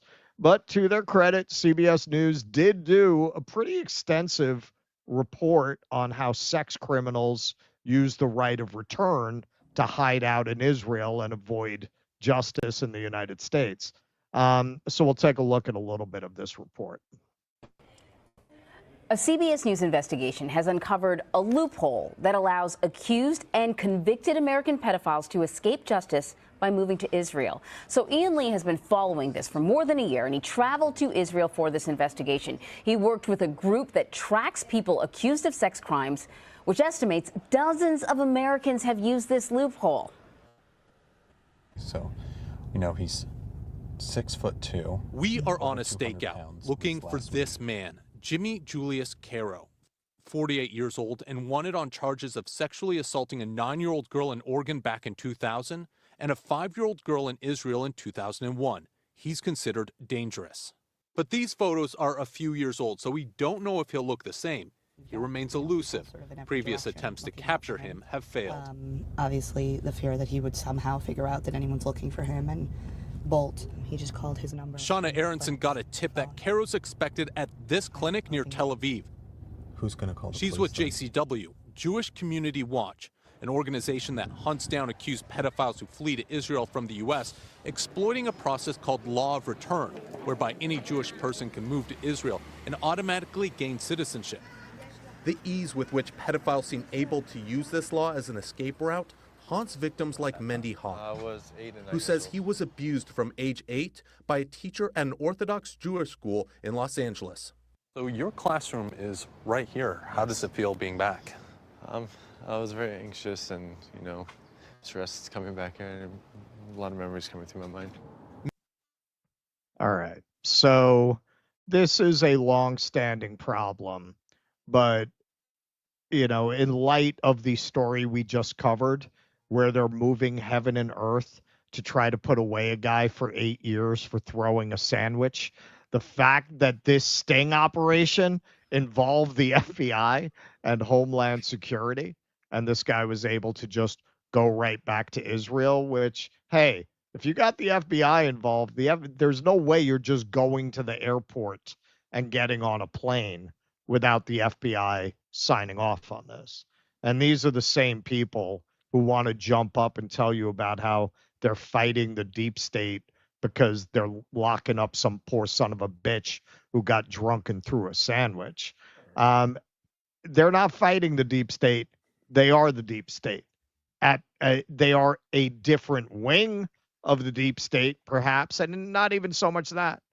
We've seen tonight how Hillary Clinton is praising the moves that Donald Trump is making. They got more NATO spending. Yeah. They got more NATO spending. So not even that. But when you look at the level of impunity with which Israel is able to operate, right down to this kind of criminality. Look, it's pretty obvious with the Epstein files that a lot of that was a blackmail operation. They will not release these files because a lot of powerful people, including perhaps Donald Trump himself, were caught in that honeypot, given their long relationship, given some of what Michael Wolff has said. I think we can be fairly assured that Trump was entrapped in that way by Epstein, among many, many other people. And here we see, man, these Israeli fans of the playground are able to just come here, commit crimes with impunity, and run back. And then Pam Bondi wants to go up there with her quavering voice and her Jesus rage and talk about how they're, gonna come get you. They're not gonna come get these people. They are counting on the idea that their base is so addicted to rage bait and a narrative where they can feel an illusion of control through the abuse of others that they'll let this slide just so they can keep getting their fix of that narrative. Andrew Callahan, in his interview with Hunter Biden actually asked him what he thought about that. He said the core MAGA people, Epstein is so foundational, they'll never let it go. And that might be true, but how many of that base can be described that way versus how many are just like really frustrated guys, mostly guys, who wouldn't know how to navigate the world if they didn't accept this framing that Trump is their avenging angel fighting some nebulous, hated, liberal deep state. How many of them are really going to be willing to realize that they just traded one face of the deep state for another? Well, of course. And you also put this in contrast to the other story that we covered earlier, which is the suspension of the visa program for wounded Palestinian children.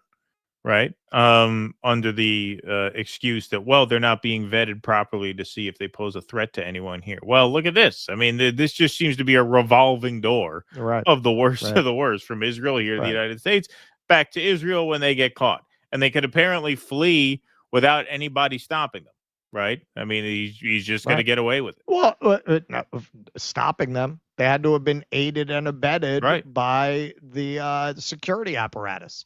Yeah. You can't just get charged with something like that and then just go to an airport and just get leave on a plane. Right. Exactly. Of course.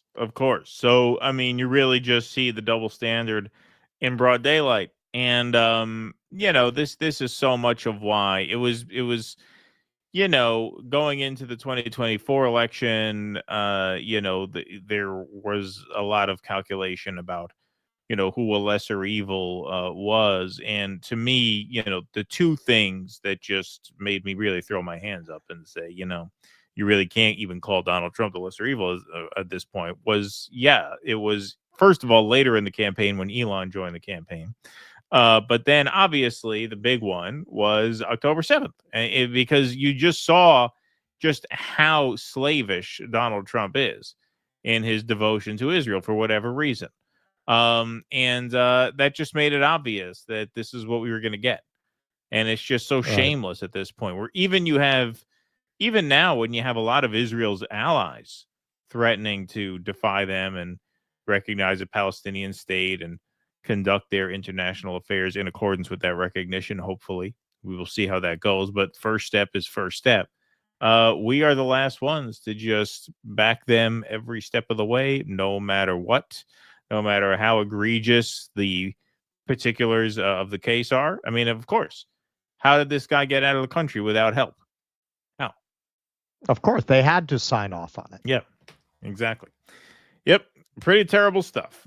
Eric Suarez says Andres Romer is a Mexican Epstein who did the same kind of pedo rings to blackmail politicians. He escaped to Israel as well in 2018.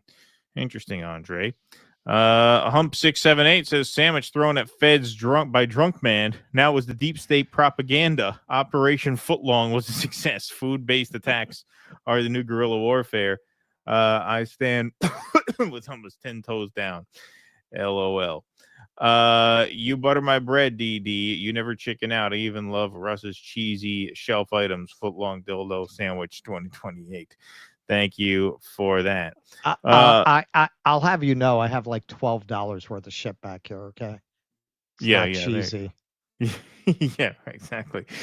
All right. Well, hey, that is our show, everybody. Thank you guys very much for joining us tonight. Thanks to Jake in the booth. We are heading over now to Rumble for the Q&A, so you can find us there at newdissidents.com/Rumble. That takes you directly to this very live stream. So you will be able to watch right at that link. That takes you not only to Rumble, but it takes you to this very stream. So this will take you right where you have to go. So if you're watching on YouTube, you can go over there right now. Everybody else, if you're not hanging around for the Q&A, we will see you back here on Tuesday afternoon at 2 p.m. Eastern. Thanks to Jake in the booth. Thanks to the mods for keeping the peace in the chat. We also want to thank our YouTubers and our Rumblers. Please smash that like button on the way out. Smash that subscribe button on YouTube, the follow button over on Rumble. And we will see you all when we see you again. If you're joining us for the Q&A, there's the link, newdissidents.com/Rumble. We will see you in 5 minutes. Everyone else will see you Tuesday, 2 p.m. Eastern. Until then, thanks very much for staying up with us tonight. Be safe and be well. Courage! Please clap.